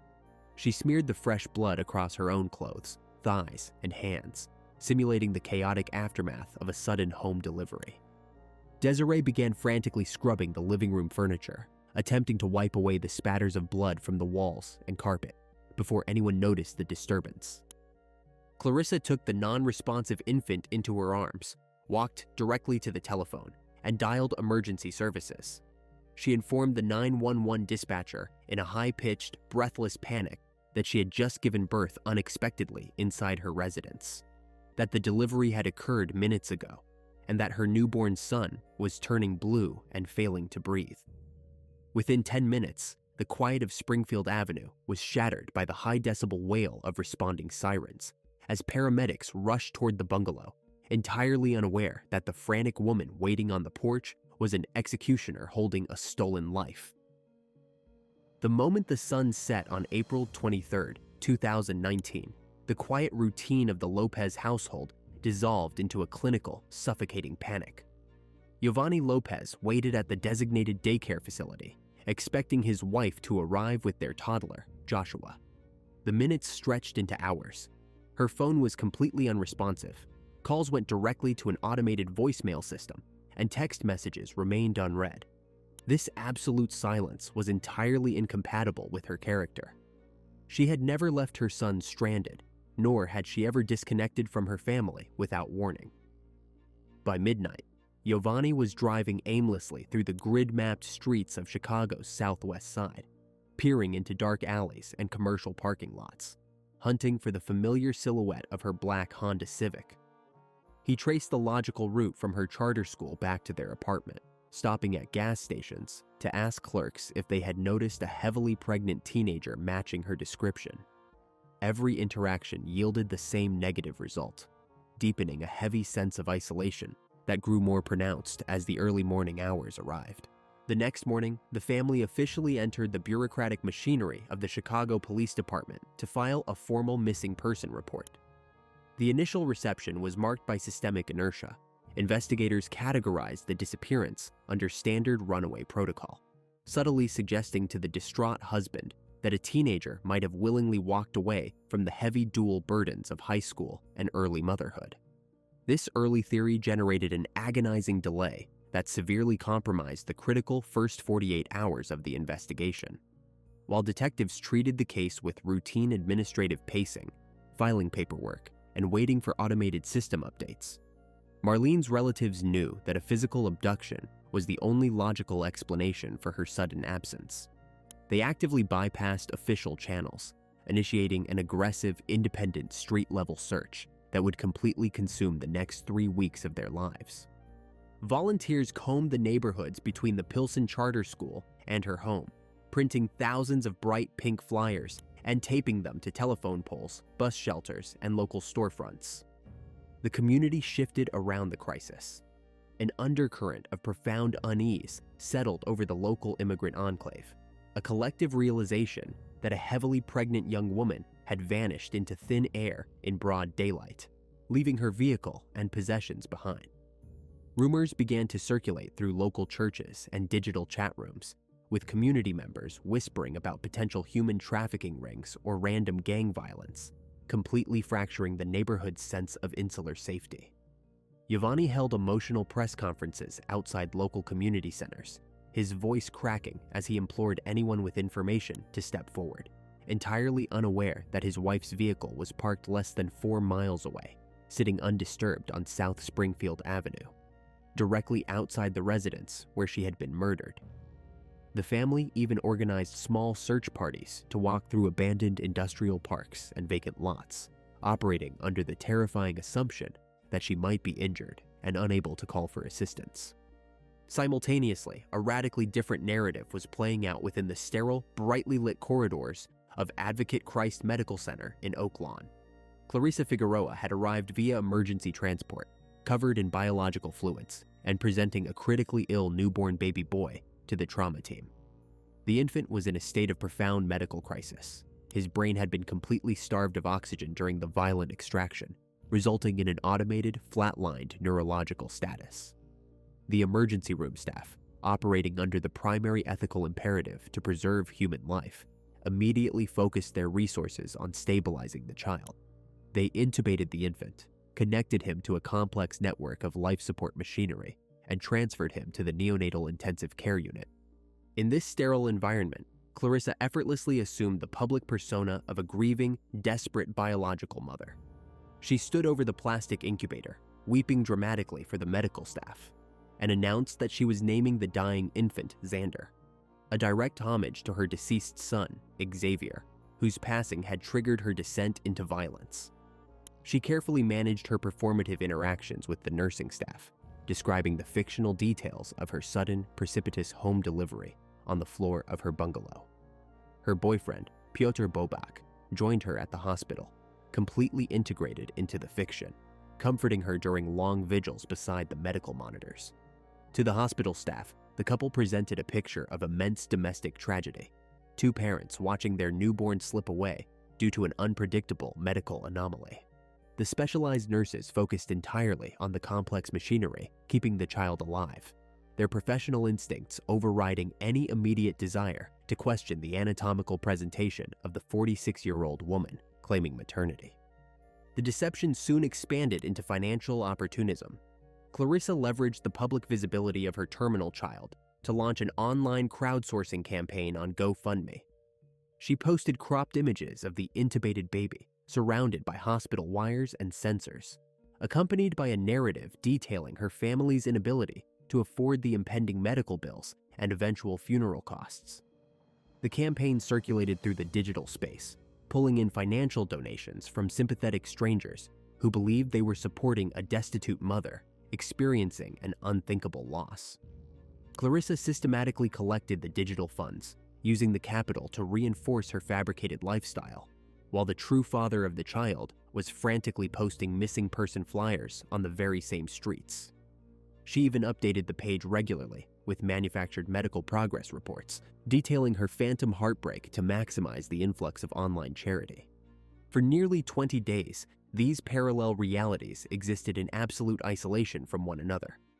On one side of the city, a family was unraveling from prolonged grief, walking the pavement and begging for an investigation into a missing teenager, surrounded by an apartment still filled with unused baby clothes and a newly assembled crib that remained empty. On the other side, inside a heavily secured intensive care ward, the woman who had committed the murder was being comforted by medical professionals, receiving financial charity, and holding the biological prize she had cut from her victim's body. The hospital's internal administrative systems failed to connect the anomalous arrival of a middle-aged woman with a non-responsive infant to the highly publicized disappearance of a late-term pregnant high school student just a few miles away. The medical records remained completely separate from the active police logs, a critical disconnect that allowed Clarissa to sustain her ghoulish charade week after week, while Marlene's family continued to search the city's parks and abandoned lots for any sign of a living girl.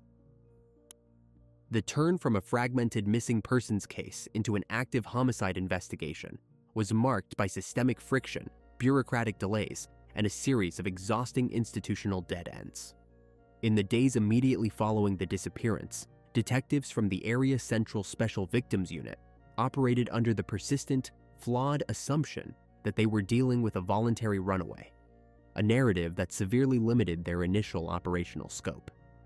Valuable days were spent executing routine administrative subpoenas for cellular tower dumps covering the transit corridors near the Pilsen neighborhood, forcing analysts to manually audit thousands of lines of raw metadata that ultimately led to empty street corners and unrelated traffic patterns. A significant portion of the early manpower was diverted by an anonymous tip suggesting that the teenager had been spotted at a commercial truck stop off Interstate 55.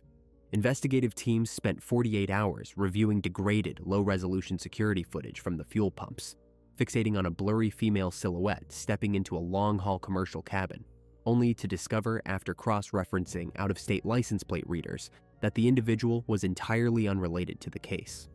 Further delays occurred when field officers were dispatched to inventory an active automotive salvage yard on the city's far west boundary, following a rumor that a local vehicle theft ring had targeted late-model sedans in the district. 2 search teams manually checked vehicle identification numbers in an unheated commercial lot, while a cold spring rain contaminated any potential tire tracks or footpaths in the mud, a frustrating enterprise that yielded absolutely no actionable data.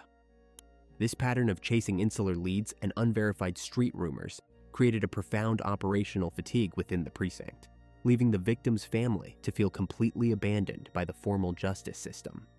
The physical breakthrough did not originate from a high-level forensic laboratory, but from the slow synchronization of local municipal databases. The black Honda Civic had been sitting completely exposed on the 4100 block of South Honore Street, less than an eighth of a mile from the Springfield Avenue bungalow, for nearly 2 weeks. The sedan had accumulated multiple orange parking citations from municipal enforcement agents who were completely separated from the Violent Crimes Task Force. The vehicle sat beneath a weathered concrete railway overpass, its chassis collecting street dust and falling leaves while the engine block grew cold.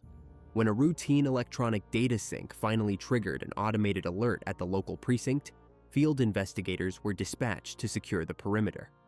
The car's interior was entirely undisturbed. A teenage backpack containing high school notebooks rested on the passenger floorboards, and a light jacket remained draped over the headrest, indicating the operator had exited the cabin with the intention of returning within minutes. The ignition was intact. The steering column showed no signs of tool manipulation, and the complete absence of blood or structural damage inside the vehicle forced detectives to conclude that she had not been assaulted at the vehicle site, but had walked willingly toward an adjacent property. The geographical location of the vehicle instantly narrowed the investigation, redirecting the forensic focus toward digital archaeology. Rather than waiting for the multi-week processing of formal tech subpoenas, family members and community advocates conducted their own audit of the teenager's digital footprint, identifying the specific interaction within the online marketplace forum. They discovered the private message exchange with the profile belonging to Clarissa Figueroa. When this digital evidence was presented to detectives, cybercrime specialists directly accessed the cached data logs from the social platform's external infrastructure, mapping the Internet Protocol address utilized to send the final messages on April 23rd. The electronic coordinate mapped directly to the single-story brick bungalow on Springfield Avenue. The investigative timeline clicked into place with terrifying alignment when a detective cross-referenced the state medical repository and discovered that a resident of that exact address had been admitted to the neonatal unit of a local hospital on the exact night of the disappearance, claiming a miracle home birth that defied her documented medical history. Armed with a high-priority search warrant, a heavily armed multi-jurisdictional task force descended on the Springfield Avenue property. The entry was methodical, marked by the sharp crunch of tactical gear along the narrow concrete gangway separating the residential structures. Upon breaching the threshold, the interior atmosphere was immediately striking. The air was heavily saturated with a volatile combination of industrial bleach and masking pine spray, a chemical attempts to alter the environmental scent of the living space. Evidence technicians deployed field-grade luminol reagents across the living room carpet and surrounding wooden molding, turning off the interior lights to observe the results. Under the dark conditions, the chemical spray reacted immediately to the presence of hemoglobin, illuminating extensive glowing blue patterns of scrubbed biological fluids that extended across the floorboards and traveled down the baseboards toward the rear hallway. Simultaneously, forensic teams processing the exterior layout of the property uncovered definitive physical evidence of a violent cleanup. Inside a rusted iron burn barrel positioned near the alley fence, technicians extracted charred remnants of female clothing and a partially melted section of rigid, plastic-coated television coaxial wiring. The final catastrophic discovery occurred at the side of the bungalow, tucked into the shadows near the basement entryway. Concealed within a heavy plastic municipal waste receptacle, hidden beneath standard domestic refuse, was a large, sealed utility container. Technicians sliced through the secure bindings, revealing the concealed remains of the missing teenager, wrapped in heavy utility plastic and bearing the severe non-survival structural injuries of the abdominal extraction. The final phase of the investigation moved rapidly from the crime scene to the intensive care unit, where the infant remained in critical condition. Representatives from the State Crime Laboratory arrived with an emergency court-ordered genetic collection kit, bypassing the immediate procedural maneuvers of the defense counsel. Technicians executed a rapid genetic sampling from the infant's oral cavity, transferring the material to a high-speed sequencing matrix. The laboratory utilized short tandem repeat analysis, a highly precise forensic methodology that evaluates specific hypervariable loci within the human genome to determine direct biological lineage. The resulting data report was absolute and incontrovertible. The mathematical profile established a 0% probability of maternal relationship between the child and Clarissa Figueroa, while confirming an absolute genetic match to the reference sample provided by Giovanni Lopez. The clinical report completely dismantled the perpetrator's remaining defensive claims, transforming a convoluted home delivery narrative into a definitively documented sequence of first-degree murder and aggravated kidnapping. The legal resolution bypassed a prolonged trial due to the absolute certainty of the forensic evidence. The male associate was the first to face formal adjudication. In January 2023, he entered a guilty plea to obstructing justice, receiving a 4-year prison sentence for managing the domestic cleanup. The unity between the perpetrators collapsed when the daughter chose to cooperate with the prosecution. She entered a guilty plea to murder, accepting a 30-year sentence in exchange for her formal agreement to testify against her mother. Confronted with this betrayal and the definitive DNA mapping, the primary architect of the plot surrendered her defense. In April 2024, the older woman pleaded guilty to first-degree murder. The court imposed an unyielding 50-year sentence with a strict mandate. She must serve the entire duration with zero eligibility for parole. Yet no judicial verdict could reverse the physical trauma inflicted inside the bungalow. The infant boy, whose brain had been irreparably damaged by oxygen deprivation during the extraction, survived only 53 days on life support, passing away in June 2019. The single-story brick bungalow on South Springfield Avenue remains a silent physical anchor to an act of violence that permanently dissolved the foundational trust of a community. Neighbors still walk past the property with a quiet, uneasy avoidance, reminded of how easily a sanctuary of maternal charity was mutated into a calculated hunting ground.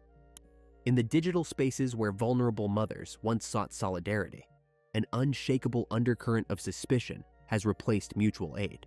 The case left an irreversible scar on the neighborhood, a grim, perpetual reminder that the ultimate betrayal can wear the guise of absolute empathy.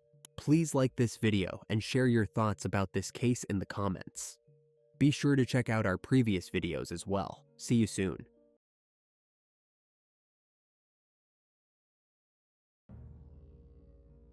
In the summer of 2015, a neighborhood backyard in Iron River, Michigan, was filled with the smell of grilling meat. Yet the guests pulling up chairs had no idea they were chewing on the remains of a missing local man. This horrific feast was not a random act of madness. It was the meticulous execution of a wedding night pact. Years earlier, a young couple had sworn a sacred vow. If either ever strayed from the marriage, they would lure the lover into a trap, execute them, and erase every trace of their existence. Please support the channel by subscribing and liking this video. Thank you so much. The path that led to that horrific summer gathering began long before, in the industrial landscapes of Northwest Indiana. Kelly Ferris and Jason Cochran grew up in Lake County, navigating the decaying blue-collar towns near the Illinois border. They met as teenagers, forming a relationship that was defined by a striking physical and psychological asymmetry from the very beginning. Kelly stood nearly 6 feet tall, possessing an imposing physical presence and an aggressive, boisterous demeanor that naturally dominated any space she occupied. Jason, by contrast, was smaller, frail, and plagued by chronic health conditions. A severe back injury left him in near constant pain, transforming him into a reclusive figure dependent on a rotating cocktail of heavy prescription narcotics. This physical disparity flipped traditional domestic roles, anchoring a strange power dynamic where Kelly held nearly all the leverage. In 2002, the high school sweethearts cemented their bond in a marriage that relatives later described as intensely insular and inherently toxic. To outside observers, they were just another working-class couple struggling against the economic stagnation of the Rust Belt. But behind closed doors, their relationship functioned like a closed loop of mutual obsession and control. It was during this formative period, reportedly on their wedding night, that the couple drafted their dark domestic covenant. They swore a literal blood pact. If either partner ever stepped outside the marriage bed, the straying spouse was obligated to help lure, execute, and dismantle the lover, resetting the scales of their union through a shared act of violence. What might have sounded like a macabre, theoretical joke between two deeply disturbed individuals was, in reality, the foundational rule of their household. For more than a decade, the Cochrans lived on the fringes of their extended families, retreating into near total isolation. Their time in Indiana was marked by financial instability, frequent moves, and unsettling incidents, including a sudden house fire that reduced their property to ash. While the state fire marshal raised questions about the origin of the blaze, the couple walked away with a substantial insurance payout that temporarily cleared their mounting debts. As the years progressed, Jason's psychological state deteriorated alongside his physical health. He grew increasingly paranoid, agoraphobic, and utterly reliant on his wife to manage his medication, handle their finances, and dictate their minimal social life. Kelly thrived in this environment of absolute control, adopting the mask of a long-suffering, dedicated caretaker while quietly pulling every string in Jason's shrunken world. By 2013, the suffocating weight of their debts and a desire to escape the scrutiny of those who knew their history forced a radical change of scenery. They packed their remaining possessions and drove hundreds of miles north, crossing into the remote, heavily timbered wilderness of Michigan's Upper Peninsula. They settled in Caspian, a tiny, fading former mining community nestled next to Iron River, where the winters were brutal and the townsfolk kept to themselves. For a couple looking to drop off the grid, the location was ideal. They rented a weathered 2-story home on a quiet residential street, intending to fade into the background of the insular Northwoods. Kelly quickly found employment at Pentis Controls, a local manufacturing plant that built specialized industrial control panels.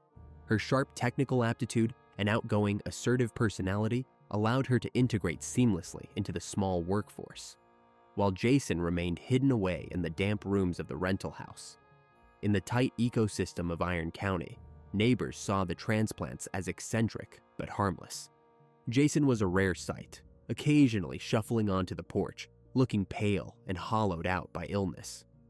Kelly was the public face of the family, the hard-working wife providing for a disabled husband.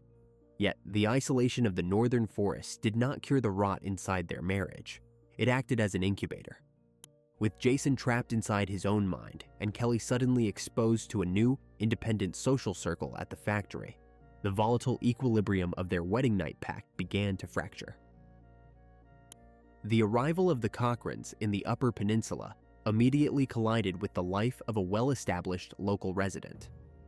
Christopher Reagan was a 53-year-old military veteran and an internal project manager at Pentis Controls, the very facility where Kelly had secured her engineering role.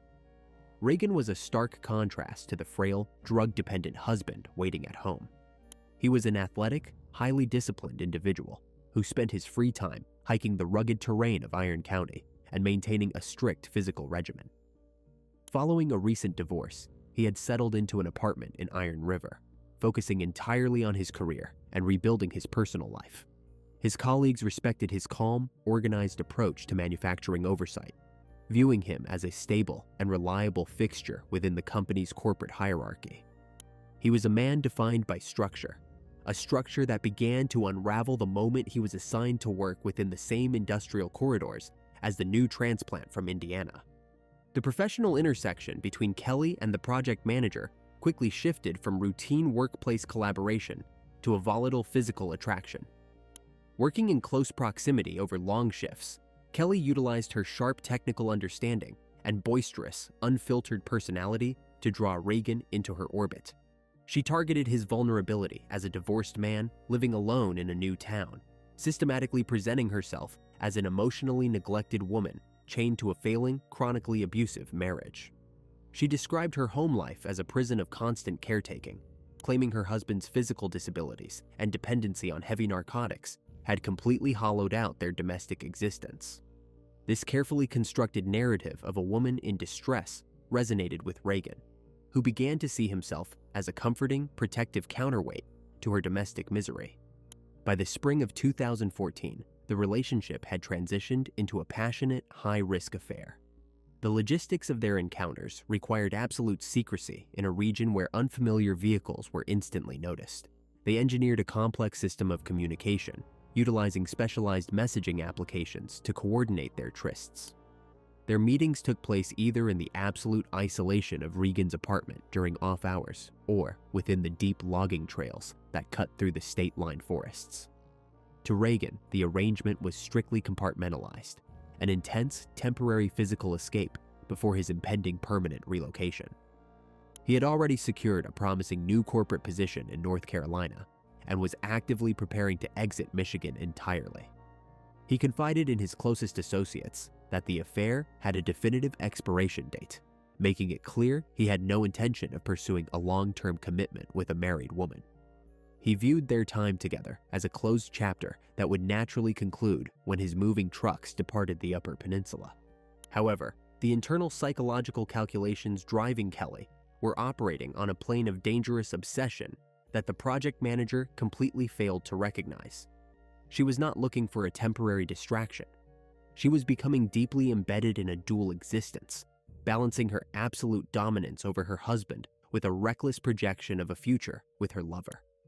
Back at the Caspian rental property, the domestic environment was decaying rapidly under the weight of silent surveillance. Jason Cochran, despite his agoraphobia and extensive daily intake of opioid painkillers, was acutely perceptive to the subtle transformations in his wife's routine. The extended workplace absences, the sudden defensive shielding of her electronic devices, and the foreign scents brought into the home systematically confirmed his deepest institutional fears. Rather than engaging in an immediate, explosive physical confrontation, a response his deteriorating body simply could not sustain, Jason adopted a methodology of cold, exhausting observation. He began cataloging the exact mileage on the family vehicle, cross-referencing her work schedules with the literal minutes she spent away from the house. The interior of the two-story rental, heavy with the smell of stale tobacco, unwashed laundry, and prescription bottles, became a pressure cooker of psychological tension. The couple lived in a state of mutual, unblinking awareness. A silent domestic war where the rules of their initial marriage contract were waiting to be invoked. Jason's resentment was not rooted in simple heartbreak, but in a profound sense of broken ownership. His wife was his solitary anchor to the external world, his primary caretaker, and the dominant partner in their shared history of isolation. The realization that she had invested her emotional and physical capital into a healthy, successful local man shattered his remaining psychological stability. When the inevitable confrontation finally occurred within the claustrophobic confines of their kitchen, it did not result in a separation or a traditional exit strategy. Instead, it triggered the immediate, terrifying reactivation of the dark covenant they had forged 12 years earlier in Indiana. Kelly did not attempt to deny the infidelity or placate her husband's rage. Instead, she masterfully manipulated his codependency, rebinding him to her by explicitly recalling the violent resolution they had legally and spiritually sworn to execute on their wedding night. She reframed her transgression not as a betrayal that should dissolve their marriage, but as the exact catalyst required to fulfill their foundational pact. The power dynamic shifted instantly into an absolute murderous alignment. Jason demanded the total eradication of the individual who had crossed the threshold of his marital property, and Kelly willingly accepted her role as the lethal bait.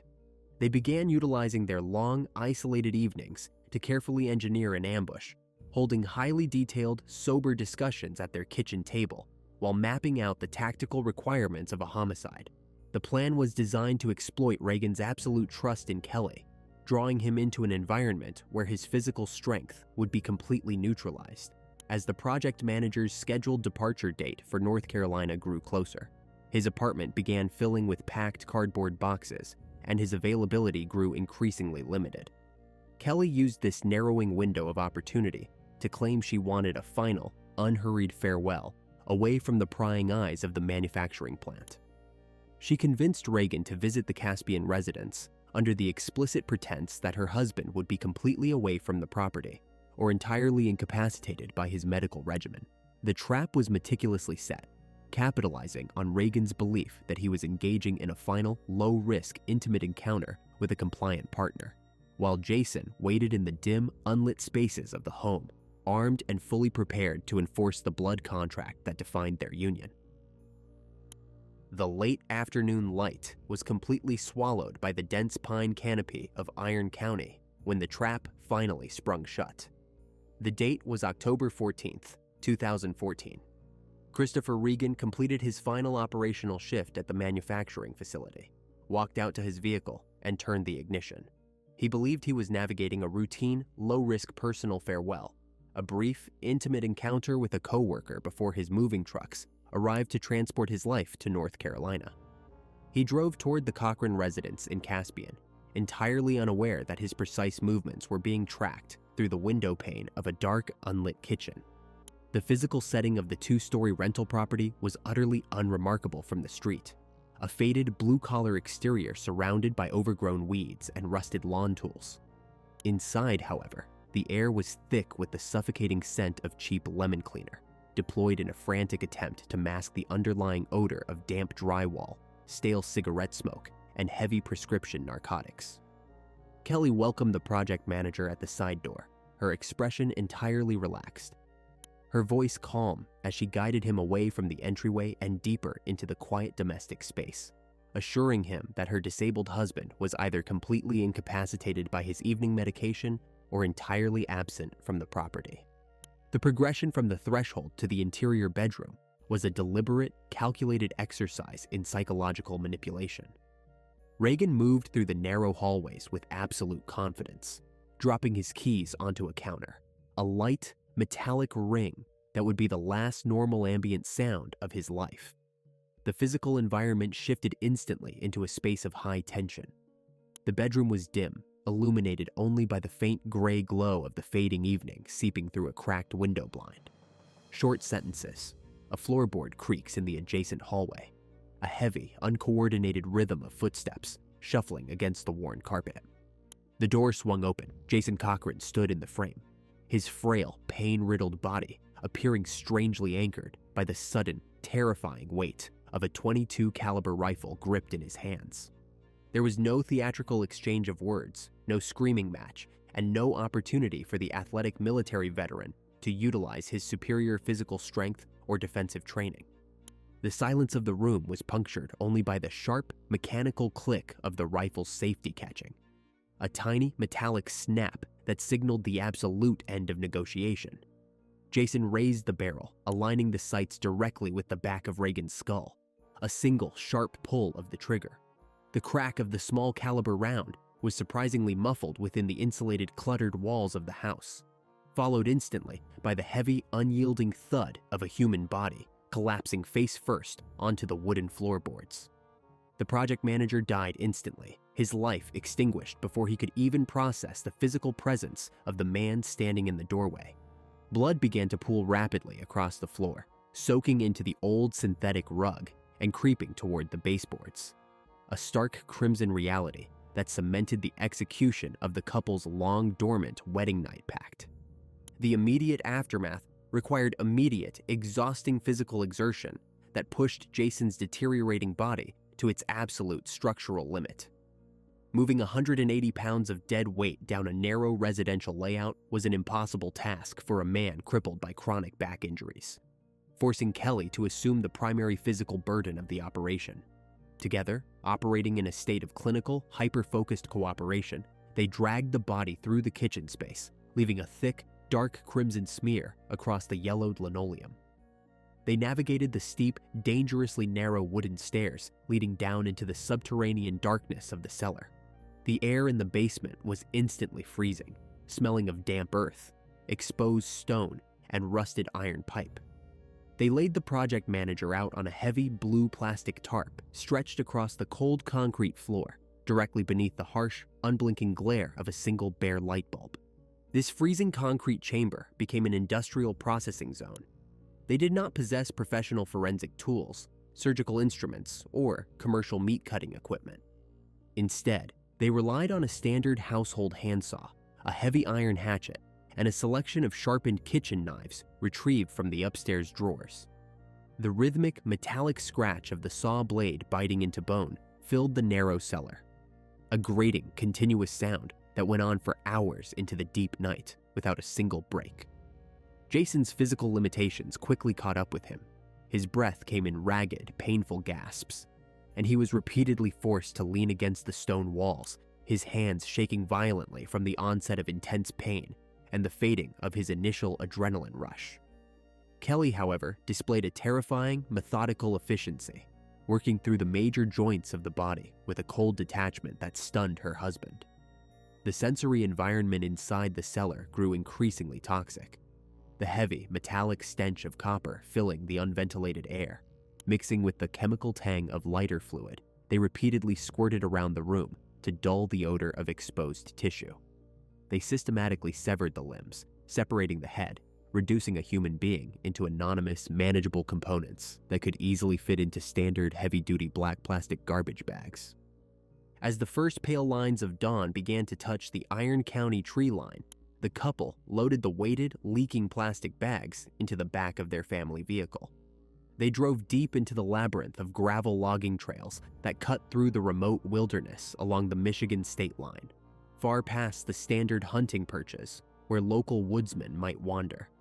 They scattered the wrapped remains across isolated, swampy sections of the dense forest, relying on the thick northern undergrowth and the local wildlife to complete the total erasure of the physical evidence. Returning to the Caspian rental property, the real labor of concealment began. They spent the morning hours on their knees, scrubbing the bedroom and kitchen floorboards with pure, undiluted bleach, the caustic chemical fumes burning their eyes and blistering their skin as they worked to destroy the microscopic remnants of their crime.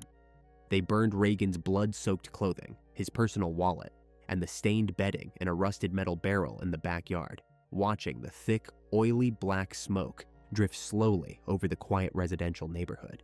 A few days later, the absolute zenith of their psychological madness manifested on the lawn of the Caspian property. The Cochrans organized an impromptu backyard gathering, inviting their unsuspecting neighbors over under the explicit pretense of a friendly, late-season neighborhood social. The smoke rising from the charcoal grill carried a heavy, uncharacteristically sweet aroma that several local residents later recalled as being distinctly different from standard pork or commercial beef. Kelly stood directly over the flames, her face illuminated by the heat, as she casually flipped seasoned meat and served full plates to the very people who lived on her street. The neighbors ate without a shred of suspicion, laughing about local gossip and making small talk about the impending winter weather while chewing on the processed remains of Christopher Reagan. The couple watched the scene unfold from the porch with a quiet, shared understanding, a private, chilling realization that they had fully consummated their sacred marital covenant. They had transformed their entire community into unwitting accessories to a homicide, burying the ultimate physical proof of their crime inside the literal bodies of their neighbors, achieving a twisted sense of absolute domestic unity through a shared, unthinkable act of cannibalism. The mechanical silence that settled over Christopher Reagan's workspace on the morning of October 15, 2014, marked the true beginning of a prolonged investigative nightmare for the small law enforcement agencies of Iron County.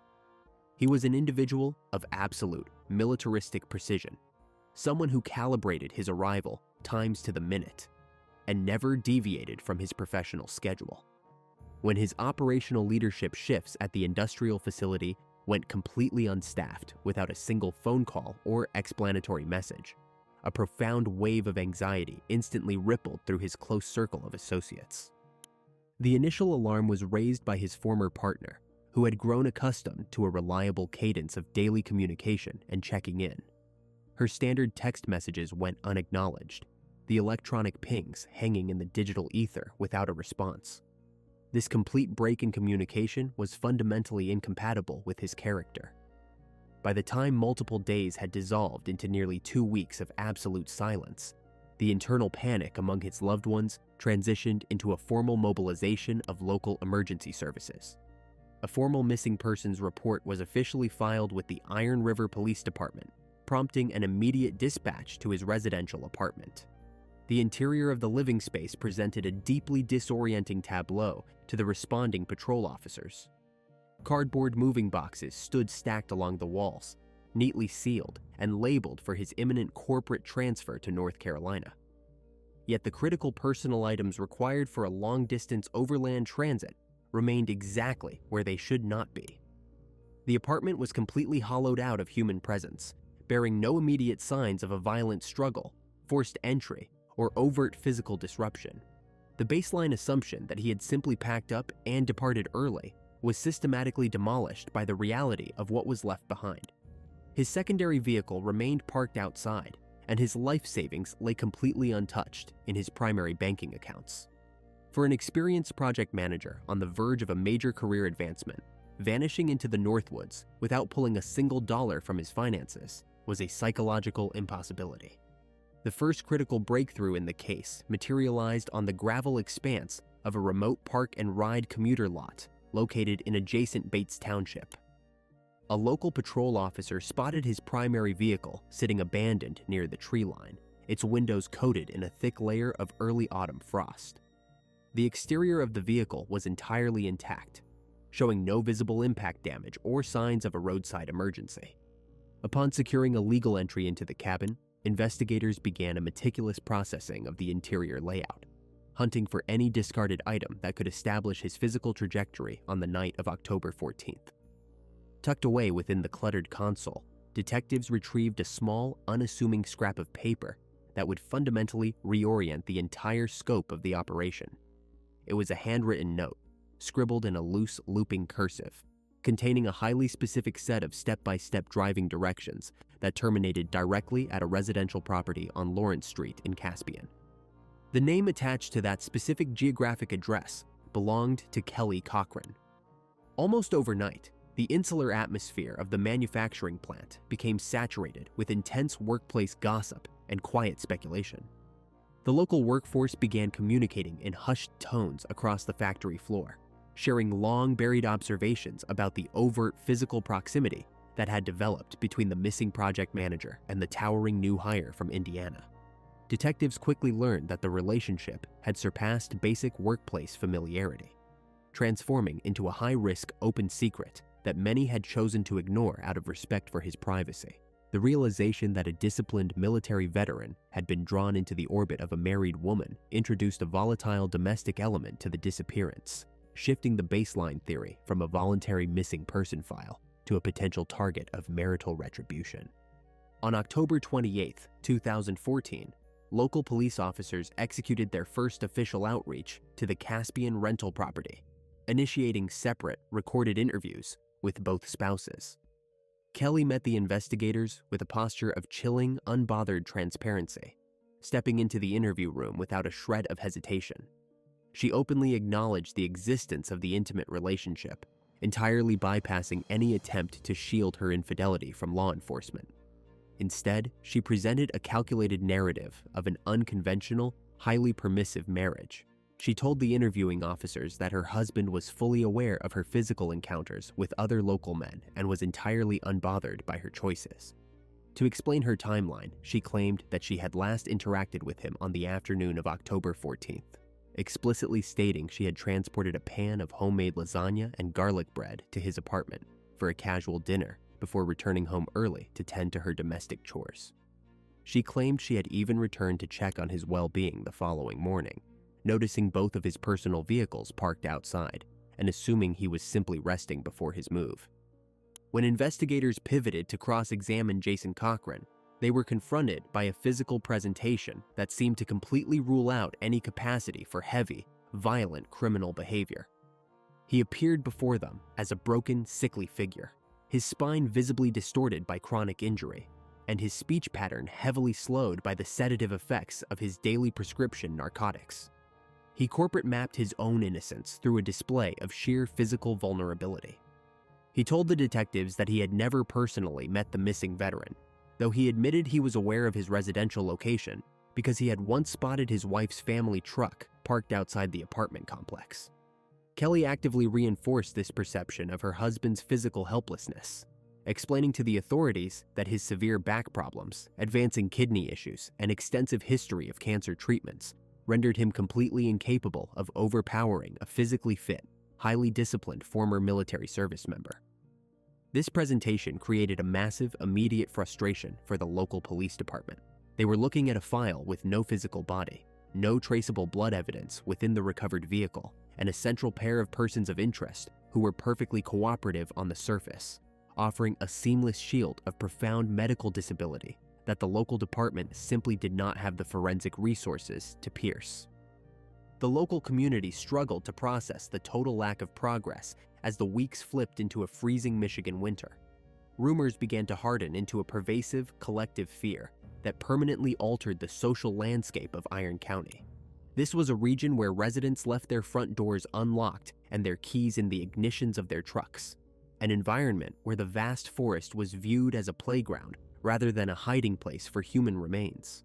The total vanishing of a prominent local manager introduced a persistent undercurrent of paranoia across the local establishments. People began looking at out-of-state license plates with severe suspicion, wondering if a roving predator had swept through the county. The industrial facility itself was haunted by his empty office, a stark reminder of a life cut short in its absolute prime.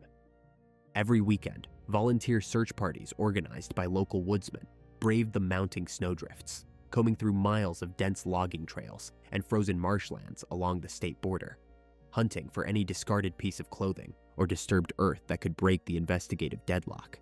Yet the vast wilderness remained entirely silent, holding the dark secret of the Caspian cellar beneath a thick, unyielding blanket of ice. Behind the closed blinds of the Lawrence Street home, the psychological dynamic between the two accomplices was beginning to experience a quiet, catastrophic rupture. The initial satisfaction of having fulfilled their domestic blood pact was rapidly replaced by the agonizing friction of constant surveillance. Police cruisers were now a common sight along their block, their tires crunching slowly over the packed snow as local investigators maintained a watchful presence on the property. Kelly and Jason lived in a state of absolute, claustrophobic lockstep, unable to use their primary communication channels without the fear of digital interception. In a frantic move to limit their exposure, they suddenly disposed of Kelly's cell phone, falsely claiming to their acquaintances that severe financial hardship had forced them to terminate their data plan. This overt evasion did not pass unnoticed by the state police specialists, who were quietly assembling a comparative map of vehicle movements using distant security footage from a bank and a gas station along the main highway. The digital timelines were already starting to clash with Kelly's lasagna alibi, showing her truck moving away from the area at hours that demolished her claims. The local police department, led by a determined leadership, refused to let the case go cold, turning the missing person file into an obsessive, around-the-clock war of attrition against the couple's wall of denial. The tactical environment confronting the investigators in the winter of 2014 was defined by a complete lack of actionable forensic material.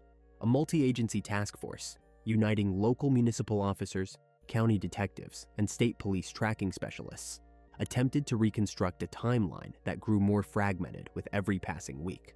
The primary investigative mechanism focused heavily on cellular triangulation, a complex digital mapping process that initially led the department down a series of draining, high-intensity dead ends.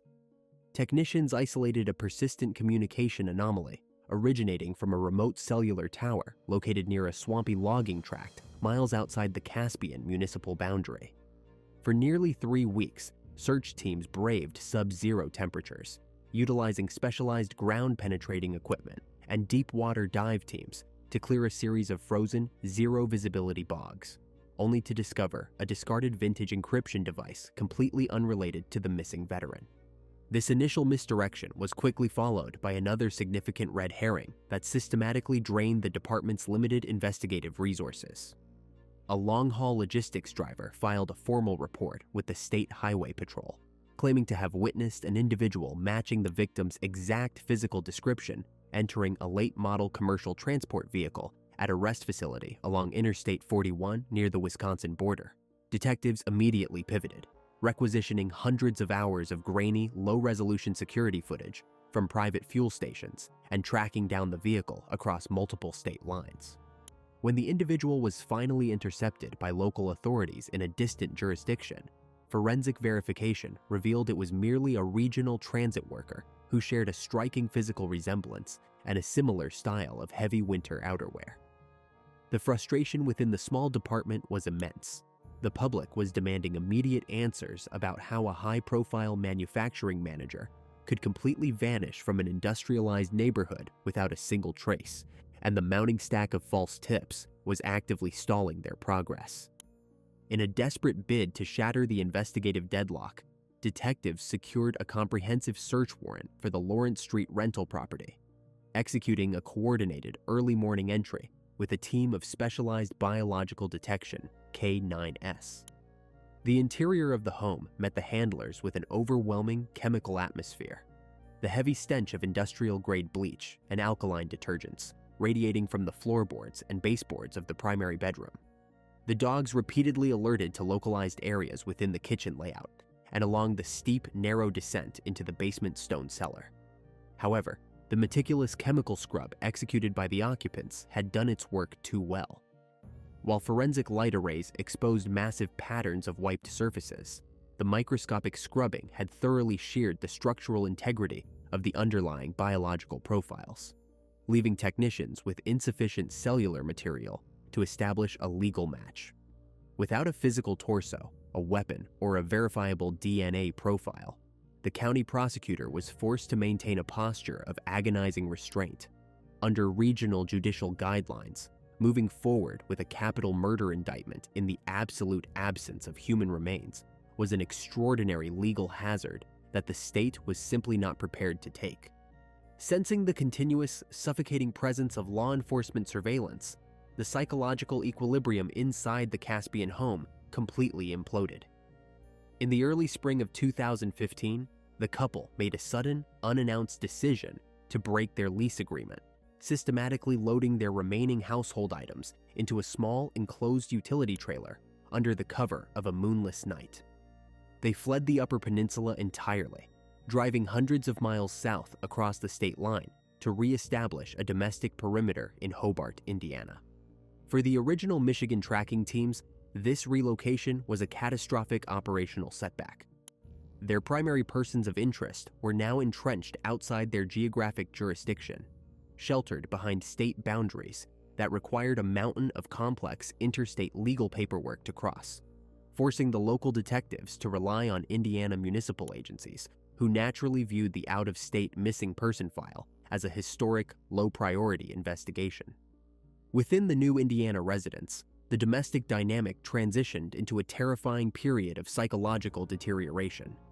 Trapped in a state of absolute agoraphobia and suffering from the advanced progression of his internal illnesses, the husband's mind became entirely consumed by a paralyzing paranoia.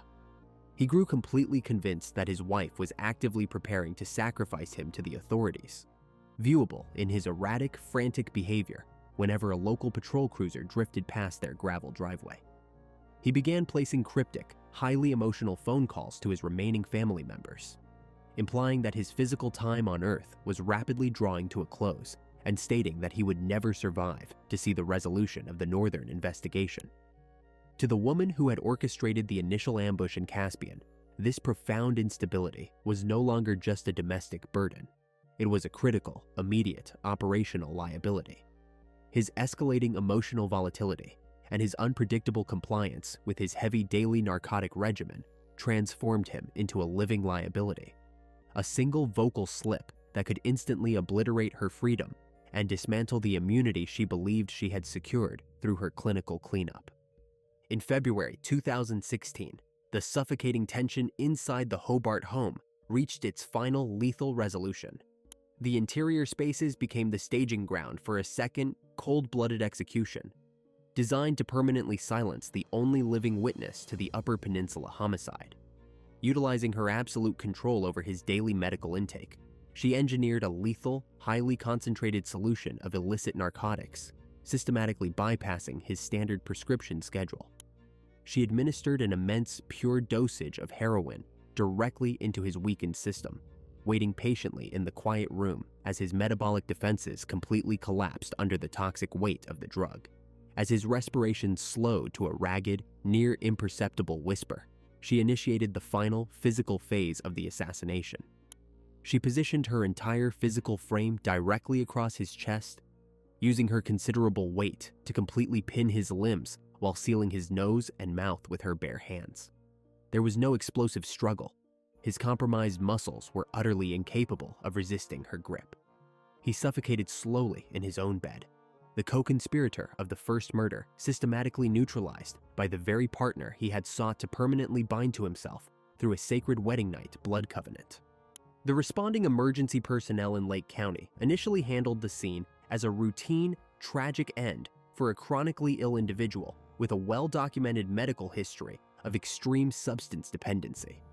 The local patrol officers were entirely prepared to file the paperwork as an accidental, self-induced overdose, another massive red herring that threatened to permanently bury the truth. However, the original Michigan detectives refused to let the timeline die. They had maintained a continuous, quiet watch on the couple's out-of-state movements, and the sudden news of the husband's death immediately triggered a wave of profound suspicion. They contacted the Indiana coroner's office with intense urgency. demanding that the regional pathology team halt the standard processing and execute a meticulous, non-routine post-mortem examination. The forensic breakthrough arrived weeks later, completely shattering the accidental overdose theory. While the toxicology panels confirmed a lethal concentration of narcotics within the bloodstream, the physical trauma documented within the internal airway structures told a vastly more sinister story. The medical examiner isolated distinct, localized hemorrhaging deep within the throat tissues, accompanied by specific physical abrasions along the inner lip line, unmistakable structural indicators of manual chest compression and external airway occlusion. The realization that the husband had been deliberately smothered transformed the historic missing person case into an active, multi-state, double homicide investigation, focusing the entire weight of federal and state law enforcement directly on a single, highly predatory operator who was already preparing to slip away into the deep spaces of the American landscape. The forensic breakthrough in Indiana triggered a swift federal manhunt, terminating in April 2016 when U.S. Marshals intercepted Kelly at a secure hideout in Kentucky. Extradited back north, her calculated wall of denial completely shattered under the weight of the biological evidence and recovered digital timelines. In the interrogation room, she began to talk, her voice flat, mechanical, detailing the exact execution of both men. In early 2017, the Michigan trial for the assassination of Christopher Regan commenced. Prosecutors systematically laid out the reality of the wedding night pact, completely weaponizing her own contradictory statements against her. The jury returned a unanimous verdict of guilty on all counts, including premeditated murder and body mutilation. The court handed down a definitive sentence of life without the possibility of parole. The legal finality was cemented in 2018 within Lake County, Indiana. Avoiding a prolonged secondary trial, Kelly entered a formal guilty plea for the murder of her husband, Jason. The judge applied an ironclad 65-year consecutive sentence, ensuring her permanent removal from civil society. The quiet streets of Iron County slowly reclaimed a fragile facade of normalcy, but the psychological fabric of the community was permanently scorched. A neighborly tradition had been transformed into an engine of unmentionable trauma, leaving local families to live under the weight of a horrific retrospective realization. Kelly Cochran remains sealed within the concrete infrastructure of the state prison system. A cold, unblinking void where the memory of her sacred wedding vows continues to fester, a monument to a bond written entirely in blood. Please like this video and share your thoughts about this case in the comments. Be sure to check out our previous videos as well. See you soon.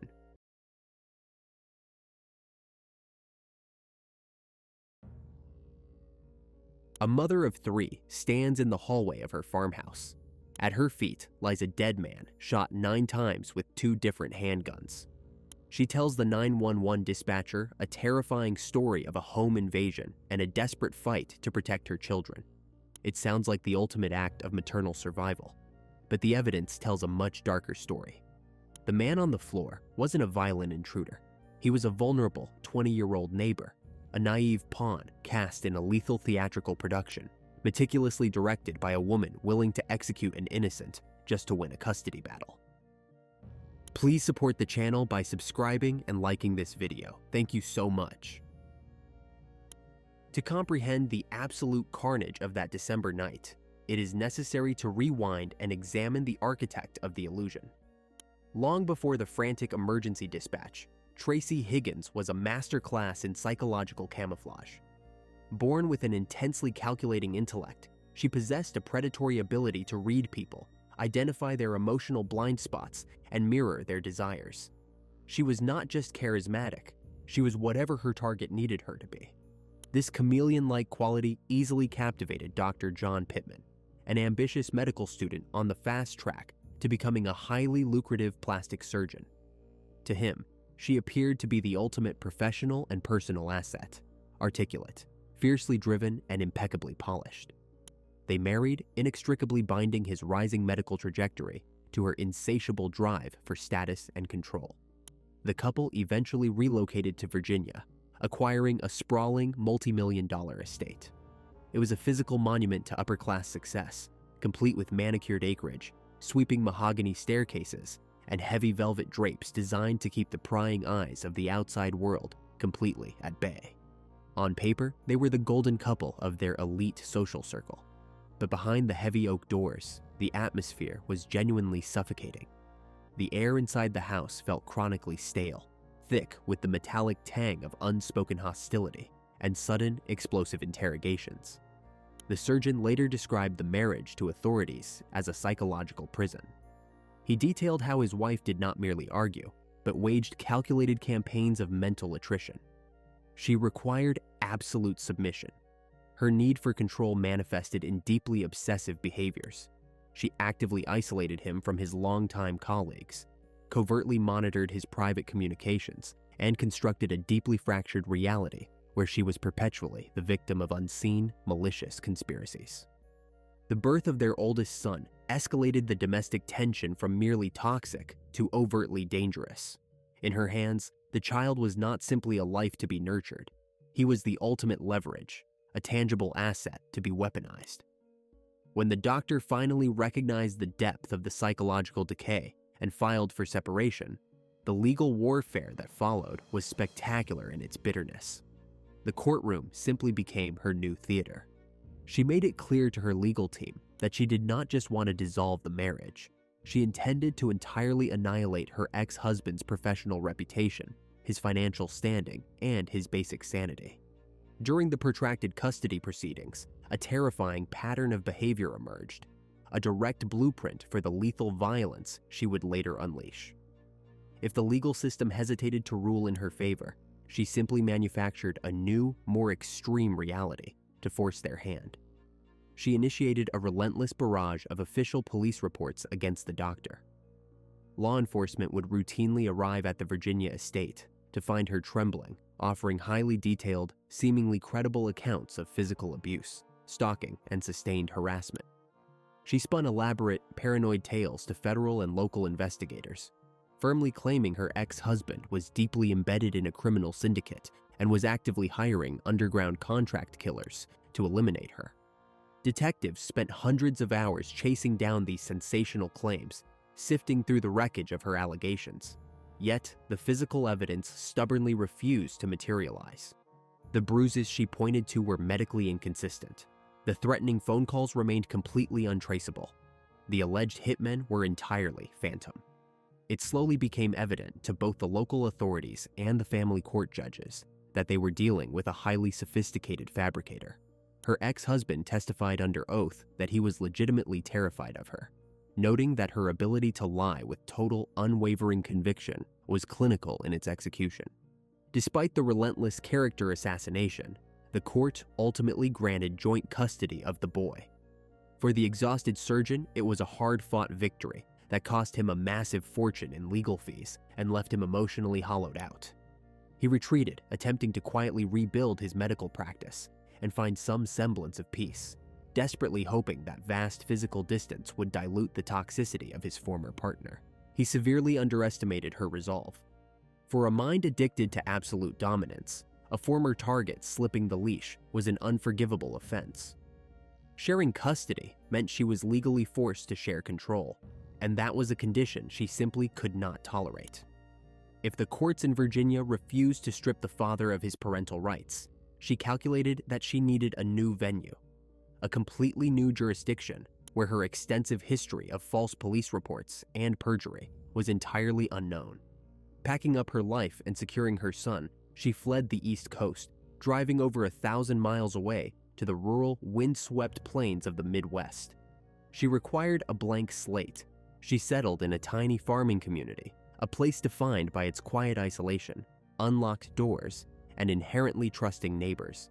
It was the perfect stage, completely devoid of the skeptical scrutiny she had left behind. Here, she could rewrite her personal narrative, cast new supporting characters, and begin quietly laying the groundwork for a far more permanent, irreversible solution to her ongoing custody problem. Early, Iowa sits surrounded by endless, rigid grids of cornfields and soybean plots. It is a place where freezing winter winds tear uninterrupted across the plains, a town of barely 600 residents where front doors are left unlocked and outsiders are noticed immediately.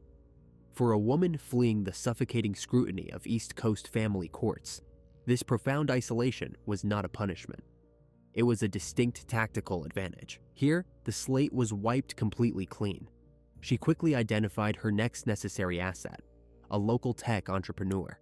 He possessed the exact qualities she required to rebuild her fortress: financial stability, a respectable social standing, and a deeply trusting nature. Their courtship was brief, efficient, and entirely on her terms. They married quickly, moving into one of the more prominent homes in the small community. To the locals, she presented herself as a devoted mother, simply seeking a quiet Midwestern life. But inside the walls of that house, the old paranoia was violently taking root once again. The geographical distance of over 1,000 miles had not deterred the surgeon back in Virginia. He continued his legal fight, filing aggressive motions and demanding his parental rights. The courts back east were finally beginning to see through her previous fabrications. The family judge was growing increasingly intolerant of her erratic behavior and her sudden cross-country flight with the child. The legal momentum was shifting dramatically. Rulings were coming down against her. The terrifying reality began to set in. She was on the verge of losing primary custody. For a mind wired for absolute dominance, defeat was simply not an option. A standard allegation of harassment would no longer suffice. The legal system was deaf to her usual complaints. She needed a nuclear option. She needed an undeniable physical manifestation of the phantom threats she had spent years weaving. She required an actual hitman, or at least someone who could be dressed up as one. Dustin Weedy lived just a few blocks away. He was 20 years old, physically grown, but cognitively anchored in early adolescence. He suffered from severe learning disabilities and developmental delays. His daily life was defined by a desperate, heartbreaking desire to be liked and accepted. He struggled heavily with social nuances, often misreading cues, and carried a naive eagerness to please any adult who showed him a sliver of respect. She spotted him in the neighborhood. To the rest of the town, Dustin was just a harmless, slow young man who occasionally needed help navigating complex tasks. To her, he was the perfect raw material. The grooming process was remarkably subtle, a masterclass in predatory manipulation. It began with casual, friendly interactions across the property line. She hired him for simple, odd jobs, having him shovel snow, mow the lawn, and move heavy boxes into the basement. He was thrilled to have the work and the extra pocket money. But more importantly, he was thrilled by the validation.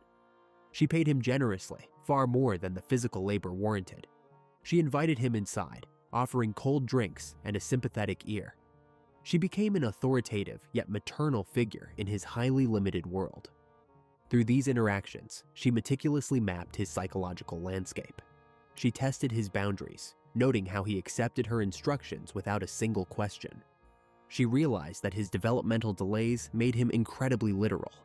If she told him something was true, he believed it entirely. Her new husband remained completely oblivious to the tightening coil within his own home. He was a man consumed by his growing tech enterprise, frequently traveling across state lines to secure contracts. When he was home, he served as a convenient, respectable backdrop to her meticulously curated suburban facade. He paid the bills, maintained the property, and provided the veneer of a stable household. He did not ask pressing questions about her past, nor did he scrutinize her intense, whispered phone calls with her legal team. He accepted her at face value, completely unaware that his wife was currently casting a deadly production in their living room. As the freezing Iowa winter set in, the pressure from the Virginia courts reached a critical mass. The deadline was looming. If she did not produce hard evidence of her ex-husband's murderous intentions soon, she would lose her son. The script in her head was finalized, and she now had her lead actor. She began feeding Dustin a deeply convoluted narrative. She told him she was in grave danger from terrible people back east. She leveraged his protective instincts, his desire to be a hero, and his sheer inability to grasp the severe consequences of extreme actions. She requested strange favors, sitting him down and having him write out specific phrases in a pink spiral notebook she provided. She dictated the exact words, ensuring the handwriting was undeniably his own. He complied, likely believing it was a game, a writing exercise, or a secret mission to help the kind woman who paid him so well. The notebook was the cornerstone of her entire illusion.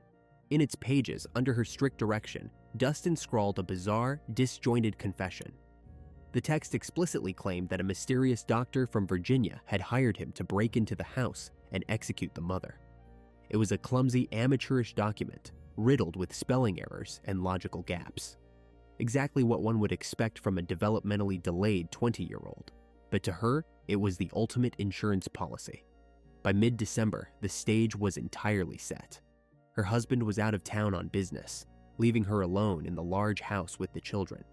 The Midwestern isolation was absolute. The neighborhood was quiet. The pink journal was secured in Dustin's car. She only needed to summon her unwitting extra for his final scene. She called Dustin over on a cold, dark evening, under the guise of another simple household chore. He walked out of his home, entirely unaware that he was stepping onto a highly orchestrated, lethal film set. He was not walking into a neighbor's house to help set up a computer or move a couch. He was walking into his own execution. The ambient temperature outside the farmhouse hovered near 0 degrees Fahrenheit on the evening of December 13th, 2001.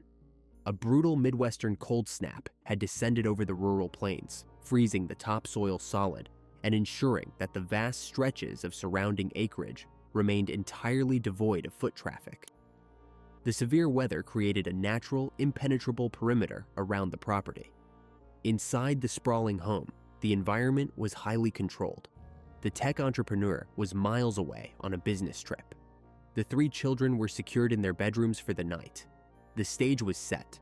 The audience of one was completely isolated, and the director was finally ready to call action. The 20-year-old neighbor made the short, freezing trek across the property line. His trusting nature and eager compliance blinded him to the heavy, suffocating tension waiting behind the front door. He stepped inside, shaking the snow from his boots, likely expecting another mundane chore, moving a heavy piece of furniture or organizing boxes in the basement. The heavy wooden door clicked shut behind him, severing his final connection to the safety of the outside world. He was no longer a helpful neighbor. He was a trapped prop in a lethal manufactured narrative. The transition from quiet suburban evening to absolute auditory violence was instantaneous. It was not a chaotic, sudden panic. The forensic reality suggested a prolonged, methodical execution. The primary weapon introduced into the tight hallway was a 9mm semi-automatic pistol. The first sharp, deafening cracks of gunfire echoed brutally off the plaster walls. The sheer concussive force of discharging a high-velocity firearm inside a confined residential corridor is physically disorienting, leaving a thick, acrid cloud of burned sulfur and cordite hanging stagnant in the air. The initial impacts drove the young man down, but a few rounds from a 9mm were insufficient to sell the elaborate story she had engineered. She required the visual and auditory evidence of a desperate life-or-death shootout, a chaotic struggle against multiple, heavily armed assailants. She retrieved a second weapon, a massive .357 Magnum revolver. The auditory profile of a Magnum discharging indoors is a concussive boom that shakes the floorboards. She leveled the heavy revolver and continued to pull the trigger. She unloaded into a young man who was already incapacitated on the carpet. 9 bullets in total tore through flesh, shattered bone, and embedded themselves deep into the surrounding drywall and subflooring. The overpenetration was staggering, designed to simulate a frantic, blind firefight in the dark. When the firing pin finally clicked on an empty cylinder, a heavy, ringing silence settled over the house. The smell of copper and smoke was overpowering, but the performance was only half complete. A bloody hallway and a dead body were merely the physical aftermath. She needed the psychological framing. The director went to work setting her stage.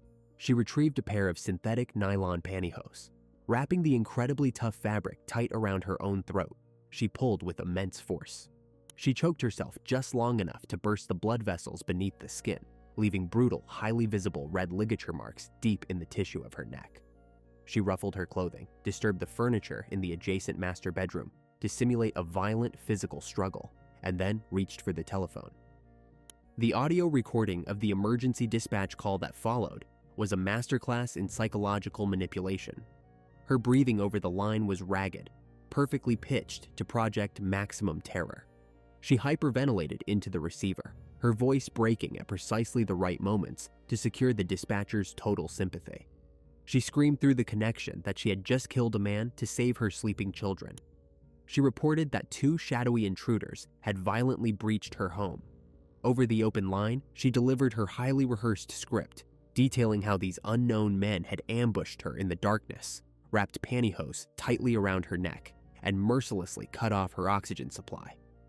She explained, her voice trembling with manufactured trauma, that the intruders had explicitly threatened to torture and kill the children in the next room. She described a superhuman burst of maternal adrenaline. She told the operator she had managed to fight through the strangulation, break free from the 2 men, and sprint down the hall to a locked gun safe. She claimed she frantically retrieved the 9mm pistol and opened fire to protect her family. Anticipating the physical evidence of the 2 different calibers, she proactively wove the anomaly into her story. She told the dispatcher the semi-automatic had jammed midway through the firefight. She detailed how she threw the useless weapon aside, desperately grabbed the .357 revolver, and continued firing blindly into the shadows to stop the brutal attack. She insisted the second intruder had fled back into the freezing night, leaving his accomplice bleeding out on the linoleum. Local deputies tore down the icy county roads, their sirens slicing through the quiet farmland. When first responders breached the front entrance, they were met with absolute sensory overload. The thermostat was working overtime against the draft from the open doors, circulating the heavy, metallic stench of fresh blood and discharged firearms. They found her huddled in the living room, weeping uncontrollably, clutching her battered throat. The deep, raw abrasions from the nylon were starkly visible under the harsh glare of tactical flashlights.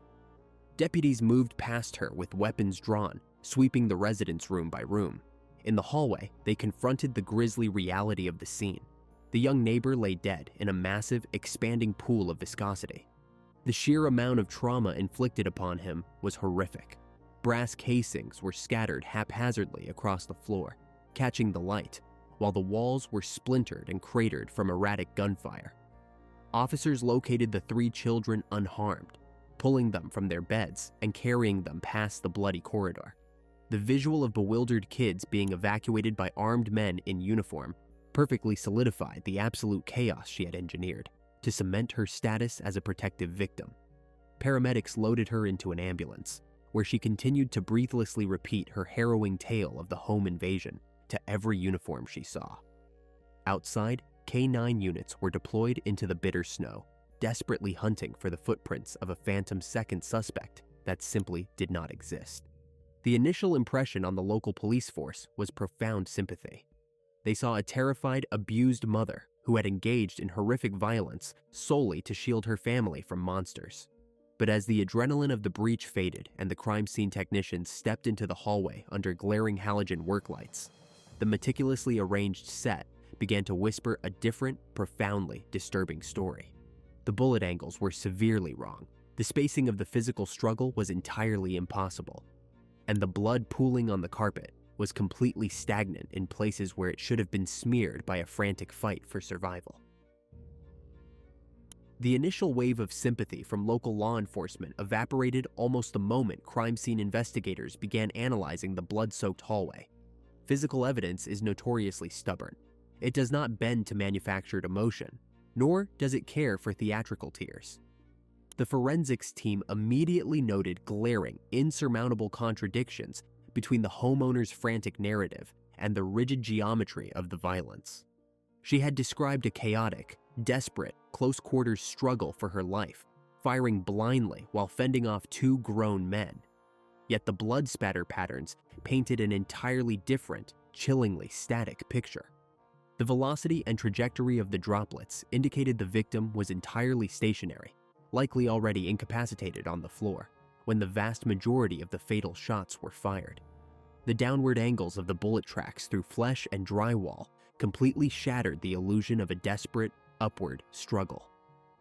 There were no cast-off stains on the walls to suggest a frantic, standing grapple. The violence here was entirely one-sided. Furthermore, the abrasive wounds on her neck, the supposed absolute proof of a lethal strangulation attempt, were far too perfect. Experienced detectives recognized the distinct, uniform horizontal banding left by the nylon hosiery.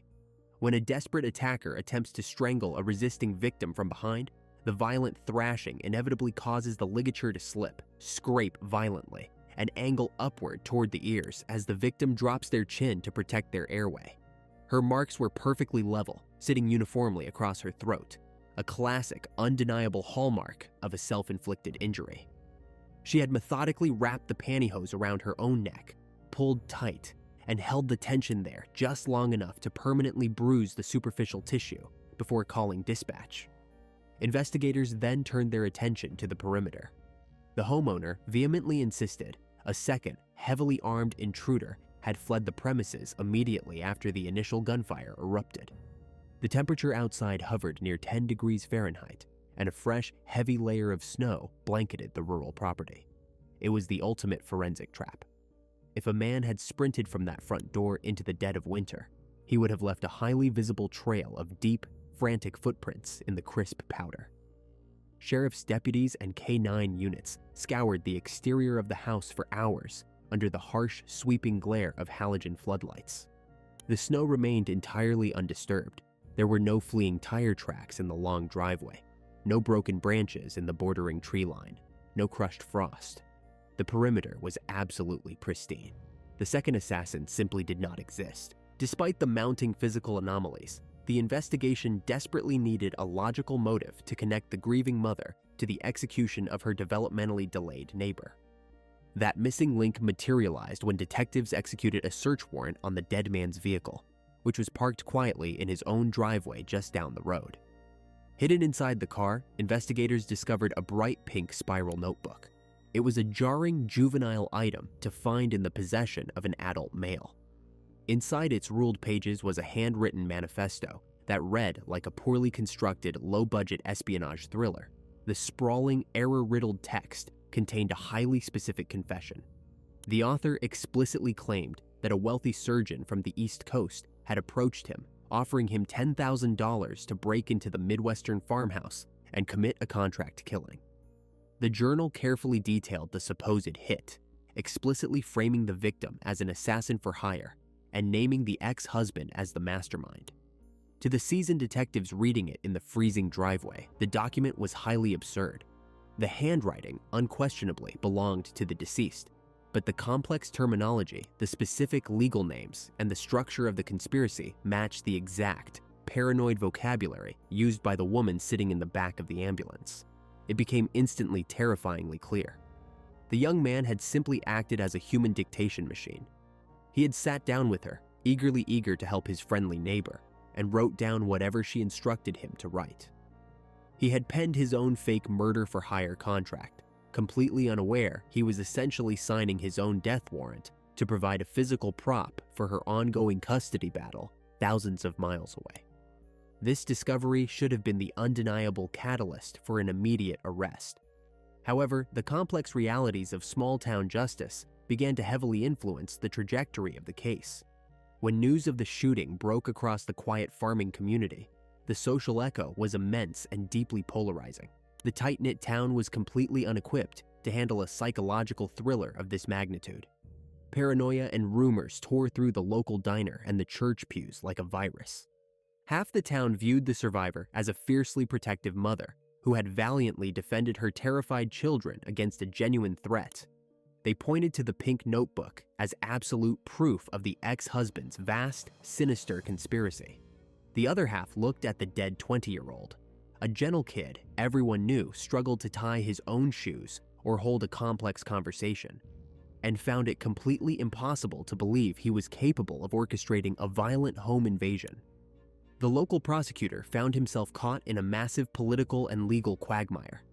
Presenting a highly circumstantial case against an attractive, weeping mother of 3 to a rural jury was considered a massive career risk. The physical evidence strongly pointed toward a staged, cold-blooded execution, but the sheer audacity of the crime made it incredibly difficult for a conservative jury pool to rationally accept. Proving a mother slaughtered a disabled kid just to win a civil family court dispute was a mountain the local authorities were terrified to climb. Hesitation paralyzed the county system. Days turned into weeks, and weeks bled into agonizing months. The investigation quietly stalled. The yellow crime scene tape was eventually pulled down, the bullet holes in the hallway drywall were patched over, and the master manipulator remained entirely free. The case officially went cold, leaving a devastated family to bury their son in the frozen earth, while the architect of his demise simply packed her bags and moved on, entirely unpunished, ready to unleash her brand of chaos on whoever dared cross her next. The transition from an active, bleeding crime scene to a dormant cold case is rarely marked by a sudden cinematic door slam. Instead, it is a slow, quiet suffocation of momentum. The county justice system simply backed away from the explosive political optics of charging a sobbing mother. The physical evidence, the mismatched ballistic trajectories, the twisted nylon pantyhose, the deeply absurd pink spiral notebook, was methodically cataloged, boxed in heavy cardboard, and shoved onto a metal rack in a climate-controlled archive room. The harsh metallic smell of discharged cordite slowly faded, replaced by the dry, sterile scent of aging paper and institutional neglect. For nearly a decade, dust settled undisturbed over the slaughtered 20-year-old's files. The legal heartbeat of the investigation flatlined completely. But a psychological predator rarely enters a state of true hibernation. The need for absolute dominance requires constant friction, a perpetual enemy to fight. With the immediate threat of the East Coast custody battle neutralized by the sheer gravity of a dead body in her hallway, the architect of the violence required a new adversary. Without an external target, she inevitably turned her sights on the closest available asset, the man sleeping in her own bed. The marriage to the Midwestern tech entrepreneur began a rapid, deeply familiar descent into toxicity. The quiet suburban fortress transformed back into an active psychological war zone. Her familiar patterns of isolation and combat re-emerged with terrifying precision. She began severely restricting his access to shared finances, covertly monitoring his daily movements, and planting insidious seeds of doubt among his local business associates. When he finally recognized the staggering depths of the manipulation and attempted to legally separate, she unleashed the exact same playbook she had utilized against the surgeon years prior. She filed a relentless barrage of emergency protective orders. She routinely contacted local deputies, claiming her current husband was physically violent, highly unstable, and secretly plotting to destroy her. She attempted to aggressively frame him for severe financial crimes, fabricating digital trails and forging documents to ruin his burgeoning enterprise. However, she made a critical, highly arrogant miscalculation. She was deploying a psychological strategy against a man who built his entire professional career on digital architecture and data verification. He did not just retreat, he began quietly collecting his own evidence, meticulously archiving her erratic behaviors and securing his digital networks against her continuous sabotage. He barely survived the brutal divorce, legally severing ties, but he walked away carrying a massive, heavy burden of suspicion regarding the bloody events of December 2001. He knew firsthand the absolute lengths to which she would go to manufacture a victim narrative. While she busied herself destroying her second marriage, the calendar slowly turned to 2010. The political landscape of the county had quietly shifted. A new, highly aggressive prosecuting attorney took office, completely unburdened by the previous administration's profound fear of public backlash. This new legal team decided to systematically audit the archives. They pulled the heavy cardboard boxes down from the metal shelves, cracking the brittle, yellowing evidence tape. Fresh eyes fell upon the crime scene photographs, analyzing them without the blinding filter of local sympathy. The laws of physics had not altered over the intervening 9 years. The blood spatter on the hallway carpet still indicated a stationary, prone victim. The downward trajectory of the heavy Magnum rounds still proved the shooter stood directly over an incapacitated target. The red ligature marks still sat far too uniformly across the throat to be the genuine result of a dynamic, violent struggle from behind. The initial red herrings that had previously paralyzed the local police were forcefully dismantled. The phantom second intruder was entirely dismissed as a calculated fiction, unsupported by a single crushed snowflake or footprint in the winter perimeter. The pink journal was finally recognized not as the raving blueprint of a hired East Coast assassin, but as the pathetic, dictated homework of a heavily manipulated, cognitively impaired kid trying to please his neighbor. The most devastating breakthrough, however, arrived entirely from the shadows.